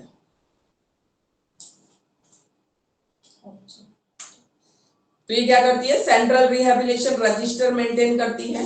ठीक है, जिसमें जितने भी ऐसे हैं जो क्वालिफाइड प्रोफेशनल्स हैं, जो ट्रेनिंग वगैरह देते हैं, ऐसे ऐसे लोगों को पढ़ाने वाले टीचर्स को ट्रेनिंग दे, या ऐसे प्रोग्राम्स को कैसे वो किया जाए, उसके लिए ट्रेनिंग वगैरह देते हैं और ट्रेनिंग डिलीवर कराना। ठीक है, एजुकेशन प्रोग्राम्स टारगेटेड कम्युनिटीज के लिए अरेंज करना, ये सब इसका काम होता है रिहेबिलिटेशन काउंसिल ऑफ इंडिया का। ऑब्जेक्टिव्स क्या क्या है, ट्रेनिंग पॉलिसीज बनाना, प्रोग्राम्स वो कराना। ठीक है, स्टैंडर्डाइजेशन और ट्रेनिंग कोर्सेज जो है उसको और थोड़ा स्टैंडर्ड बनाना प्रोफेशनल डीलिंग के साथ। ठीक है, उसके बाद मिनिमम स्टैंडर्ड ऑफ एजुकेशन और ट्रेनिंग वेरियस कैटेगरीज और प्रोफेशनल के लिए, पर्सनल के लिए, ये सारी चीजें करना। जितने भी ट्रेनिंग इंस्टीट्यूट्स है ना, उसका स्टैंडर्ड मेंटेन करना थ्रू आउट द कंट्री। ठीक है, कि अच्छी क्वालिटी की ट्रेनिंग प्रोग्राम्स हो जो काम में आए, ऐसे लोगों की हेल्प कर सके ट्रेनिंग प्रोग्राम्स के बाद। इंस्टीट्यूशंस को रिकॉग्निशन देना, ऑर्गेनाइजेशंस को।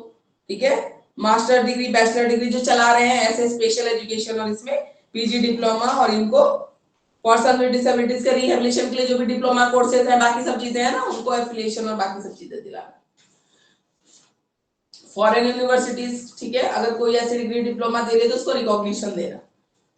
रिसर्च को प्रमोट करना रिहेबिलिटेशन के लिए, क्योंकि और हम क्या क्या चीजें कर सकते हैं अच्छी उनके लिए, तो उस रिसर्च को प्रमोट करना। सेंट्रल रिहेबिलिटेशन रजिस्टर मेंटेन करना, ताकि प्रोफेशनल पर्सन्स में रजिस्टर हो सके कि हमने ये कोर्स कर रखा है, हम ट्रेनिंग दे सकते हैं, तो एनरोल कराना अपने आप को बेसिकली इसमें। उसके बाद इंफॉर्मेशन, ठीक है, education training in the field of real people with different institution of India and abroad.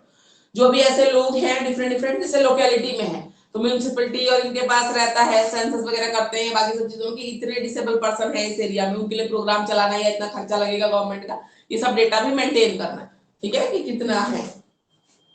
Vocational rehabilitation centre recognition करना, इनको मैन पावर डेवलपमेंट सेंटर की तरह, ऐसे लोगों को कुछ वोकेशनल कोर्सेज कराना ताकि वो अपना लिवलीहुड अर्न कर सके। तो मैम ये सेंटर जैसे रिहैबिलिटेशन सेंटर है, तो जैसे जो ड्रग्स वगैरह पे बच्चे होते हैं या वो अलग रिहेबिलिटेशन सेंटर है, ये रिहेबिलिटेशन काउंसिल ऑफ इंडिया इनके रिहेबिलिटेशन के लिए, जो ये स्पेशल बच्चे हैं, स्पेशल चाइल्ड है, जिनकी लोकोमोटर डिसेबिलिटी है या विजुअल हियरिंग इंपेयरमेंट है, उनके लिए है ये।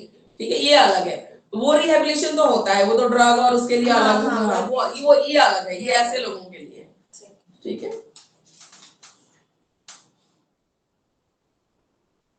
वोकेशनल रिहेबिलिटेशन सेंटर्स में जो लोग काम कर रहे हैं ना, उनका रजिस्ट्रेशन करना, जो ट्रेनर्स हैं, टीचर्स हैं, उनका।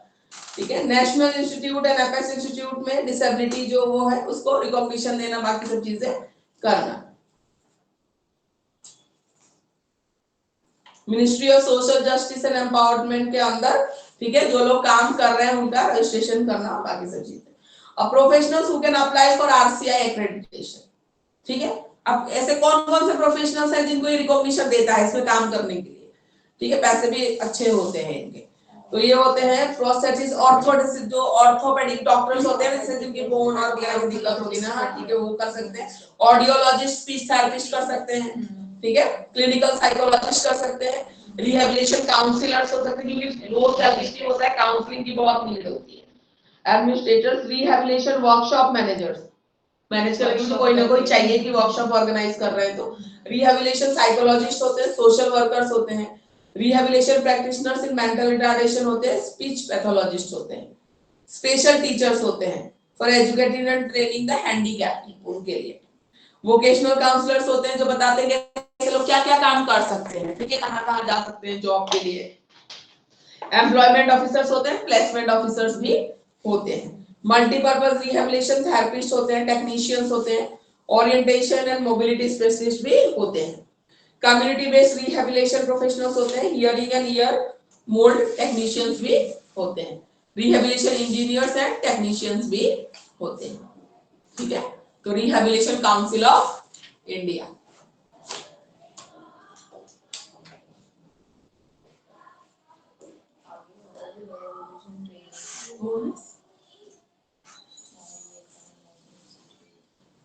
मैम आरसीआई इम्पोर्टेंट है? हाँ, आरसीआई इंपॉर्टेंट है, शॉर्ट नोट में आएगा, ओके शॉर्ट नोट, ठीक है, शॉर्ट नोट में आता है। क्या हुआ? अच्छा, ये सर्वे वर्वे के लिए गए थे वो सब लिखा भी एक्सपर्ट अकेडमी। हाँ, वही एक सब इतना शोर कहाँ से आ रहा है? चलिए मैम बोलते हैं। पता है इन सब में भी ना जॉब आती है ना, इनकी वैकेंसी खाली चली जाती है, कोई पूछने वाला नहीं, पता ही नहीं होता है, या हाँ, या उतना जो है जो क्राइटेरिया है वो मैच नहीं होती है, ठीक है, कर भी जानता नहीं है, जानता नहीं है। फिजिकल एजुकेशन के टीचर के लिए बहुत सारे स्टेट में वैकेंसी खाली चली जाती है, कोई इंटरेस्टेड ही नहीं है। अब तो अपने बच्चों को फिर भी हम लोग भेज देते हैं कि फिजिकल एजुकेशन चलो गेम में बच्चा करो, बाकी तो पहले पीट पाट लो, पहले पढ़ लो, हाँ खेल लेना बाद में देखी जाएगी, जब पढ़ के फ्री होएंगे तब खेलना। ऐसा थोड़ी होता है कि मैं क्या खेलने के लिए छोड़ दी थी ना, तो डेवलप नहीं था, पहले पढ़ाई है फिर कुछ है। तो अब नहीं, अब तो पेरेंट्स समझने लगे। तो फिजिकल एजुकेशन टीचर की वैकेंसी खाली चली जाती है, कोई 50,000 सैलरी है, 45,000 सैलरी, कोई पूछने वाला ही नहीं, कोई है ही नहीं। और जहाँ मार पड़ रही है वहाँ मार ही पड़ रही है, हाँ वहाँ पे 10,000 पोस्ट निकलते हैं, 10 लाख एप्लीकेशन डालते हैं, ऐसे वाला हाल है। और साइंस टीचर की तो मुझे लगता है, साइंस और मैथ्स वाले टीचर की तो और दुर्गति है। साइंस वाले पढ़ने में भी ज्यादा पैसा लगाते हैं, हमारे लैब चार्ज भी कट जाते हैं, हमारे ये भी कट जाते हैं, सब कट जाते हैं। फिर जब टीचिंग के लिए आओ तो अच्छा साइंस वाले बीएड बने हो, आर्ट्स वाले बीएड के फैकल्टी बने हो, अच्छा तुमको मिल रही सैलरी, मिल रही, मुझे इतनी मिल रही है। पीजीटी वाले को भी देख लो, पीजीटी वाले सबकी सैलरी तो बराबर ही है। तो इससे अच्छा आसानी से ना पढ़ो, पैसे भी कम लगेंगे, दिमाग भी कम खर्च होगा, पैसे तो नहीं कमाने। हाँ, ऐसे बीएड फैकल्टी बनते हैं बाद में, अभी जैसे हम लोग हैं। तो साइंस वाले को भी उतनी मिल रहा है, जो आर्ट्स करके बीएड एमएड करके आ रहा है उसको भी उतना ही मिल रहा है। तो फायदा क्या है? फायदा क्या है? मतलब दिमाग का खर्चा है बिल्कुल बेमतलब का, पैसे भी हमने ज्यादा खर्चे हैं, एडमिशन के लिए भी इतनी मारामारी है, एंट्रेंस है, दुनिया है जहाँ सीट नहीं मिल रहा, हर चीज में आफत है। सैलरी संस्कृत वाले को भी उतनी मिल रही है, पीजीटी साइंस वाले को, मैथ्स वाले को भी उतनी मिल रही है। सोचो सोचो, वही तो बात है। मैथ्स पढ़ाने ऐसे बच्चों का दिमाग खाली हो, सबकी बात थोड़ी मैम है मैथमेटिकल इंटेलिजेंस है। आपके साथ भी ऐसा है कि हाँ? एक्सक्यूज मी, आपके साथ भी ऐसा है कि प्राइवेट ट्यूशंस नहीं ले सकते हैं? किसके साथ मतलब? मतलब स्कूल्स बोलते हैं ना कि प्राइवेट ट्यूशंस नहीं ले सकते हैं आप अपने, ठीक है, तो आपके साथ भी ऐसा है? अदरवाइज साइंस और मैथ्स की तो ट्यूशंस की बहुत रिक्वायरमेंट्स रहती हैं। नहीं, ट्यूशन तो मैं पढ़ाती हूँ, मेरे पास टाइम ही नहीं होता, मैं बाकी दिन कॉलेजेस में और फिर एक दिन यहाँ पे, तो मतलब ही मतलब restriction no I am saying कि कहते हैं ना पैकेजेस कम है, इक्वल पैकेजेस हैं, कोई डिफरेंस है नहीं है, सैलरीज तो सेम ही होती हैं, तो ट्यूशंस के लिए जा सकते हैं। प्राइवेट ट्यूशंस लेते हैं तो उसके अंदर तो अर्निंग बढ़ी जाएगी। ट्यूशन वगैरह में और बाकी चीजों की है। बाकी वैसे आप तो देखो, मतलब सिर्फ अगर जॉब करनी है तो बेकार ही है ना, टीजीटी बनो चाहे पीजीटी बनो चाहे लेक्चरर ही बनो, अगर बीएड के लेक्चरर भी बन रहे हो, सैलरी तो पे स्केल तो सेम ही है। असिस्टेंट प्रोफेसर होगा वो डीयू में हो चाहे आईपीए में हो चाहे कहीं भी हो, असिस्टेंट प्रोफेसर है, सेम ही तो पे स्केल मिल रहा है। ये थोड़ी पूछ रहा है कि तुम क्या पढ़ के आए हो, तो तुम्हारा क्या असिस्टेंट प्रोफेसर डेजिग्नेशन है, सैलरी सबकी सेम है। पीजीटी डेजिग्नेशन है, वो चाहे पीजीटी बायो हो चाहे पीजीटी केमिस्ट्री चाहे पीजीटी आर्ट्स का कोई सब्जेक्ट है सेम ही तो, पीजीटी इंग्लिश है सेम ही तो, सैलरी मिल रही है। तो ये है। और आजकल मैथ साइंस में भीड़ कितनी ज्यादा है, बहुत भीड़ ज्यादा है, और बाकी देखो कम है। संस्कृत के टीचर्स को तो मतलब द्वारका के स्कूल्स में इतनी पूछ है, वैसे बुला बुला के ले जाएंगे अगर आपके टीचर ही नहीं है। हाँ सही में, तो मेरा उल्टा चल रहा है, तो सामने तो बाकी को सजेस्ट कर देते संस्कृत संस्कृत पढ़ो, छोड़ो ये सब कहाँ मैथ साइंस में पढ़ना। हमारे इतने सारे स्टूडेंट्स हैं, एक बच्चे के पास संस्कृत है, हाँ। आता है ना वो, उसके पास- प्रवीण। हाँ, उसके नहीं पास है। डिमांड बहुत ज्यादा है, ये द्वारका के स्कूल में टीचर, द्वारका में तो तुम्हारी हिंदी अगर सही है तुम चाहे कुछ भी पढ़ा तो पढ़ा तो हिंदी कोई बात नहीं है, क्योंकि हिंदी की इंग्लिश इतनी इंग्लिश बोलती है, मेरे बेटे की हिंदी की टीचर ने खुद इतनी इंग्लिश बोलती है, मैं तू गाय तू क्या सिखाएगी, छोटी कहाँ लगती है, बड़े दिमाग खराब कर देती है, वो उसको खुद ही नहीं पता होगा, टीचर तो कभी सिखाएंगे तो रोज आता है मेरा बेटा, तो छोटी कहाँ आएगी, बड़ी मामा ये कैसे पता करूँ अब कहाँ आएगी। उच्चारण ही नहीं आता, छोटी ई का क्या है, बड़ी ई का क्या है, ऊ का क्या है, ऊ का क्या है, कैसे बोलना है वही नहीं पता होता। चलो मैं तो आसाम में पढ़ी हूँ, बहुत सारे टीचरों को हिंदी कम आती है तो मैंने पढ़ लिया, मैंने यहाँ पे तो आती है, यहाँ पे भी तो नहीं सिखा रहे हैं, बड़ी दिक्कत है। तो ये सब है, होता है थोड़ा सा, Out- इसलिए मैं out तो of 5 sir, पढ़ो, संस्कृत पढ़ो, हिंदी पढ़ो, बहुत डिमांड है तुम लोगों की, तो सही होता है, बहुत डिमांड है, रोड पे से पकड़ के ले जाए इतनी डिमांड है कि आपको आती है तो आ जाओ हमारे स्कूल में, वैसा वाला है। मेरे फ्रेंड का एक स्कूल है ना, वो बताता है, कह रहा है अरे तुम मत बात करो, हिंदी साइंस मैथ्स के दिन भर में 4 रिज्यूमे दे जाते हैं लोग, कह रहा संस्कृत के टीचर नहीं मिल रहे, ढूंढ के दे दे। तो इसलिए मुझे लगता है तो काहे में इतनी मेहनत करनी बेमतलब जो सैलरी बराबर ही मिल रही है और डिमांड इतनी हाई हो रखी है, तो वही पढ़ो जिसकी डिमांड है। नहीं ऐसा होता है, वैकेंसीज खाली चली जाती है, जिधर मार पड़ रही है इतनी मार पड़ रही है कि पूछो मत। तो थोड़ा सा ना स्मार्ट गेम खेलने की जरूरत है, संस्कृत पढ़ो, सही है। ये सोच रही सीरियसली संस्कृत नहीं आती ना मैम, वो तो बिल्कुल नहीं आती। अरे मैथ साइंस वाले पढ़ ही नहीं सकते, हिंदी हमारे ना एटीट्यूड में बिहेवियर में घुस जाती है चीजें, रटने वाली चीजें हम कर ही नहीं सकते। सिखाया नहीं, स्कूल में भी 8 तक होती है, 8 क्लास संस्कृत है ही नहीं, तो फिर कहाँ से आगे पढ़ेगी, हाँ, पढ़ेगी। और 6 में ही शायद शुरू होती है, 8 तक पढ़ाते हैं खत्म। 2 साल होती है। अच्छा फ्रेंच भी अब बंद कर दिया ना, फ्रेंच भी अब बंद कर दिया ना, शायद फ्रेंच भी बंद कर दिया। वो ना वो भी अलग सेग्रीगेशन, इंग्लिश में अच्छे मार्क्स आएंगे तो आपको फ्रेंच मिलेगी, अगर इंग्लिश में अच्छे मार्क्स नहीं आ रहे 5th में तो फिर आपको संस्कृत पकड़ा देंगे। मेरे में तो कंपल्सरी है, लेकिन वो कराते ना मेरे बेटा संस्कृत ना ले ले, मैं तो पागल हो जाऊं, मुझे खुद को नहीं आता, मैं जब संस्कृत पढ़ी नहीं है जिंदगी में, मैं क्या पढ़ाऊंगी उसको, उसको तो मैं ही पढ़ाती हूँ ना, मैंने कभी पढ़ी नहीं, मैं असम में संस्कृत नहीं था, तो ये सब होता है।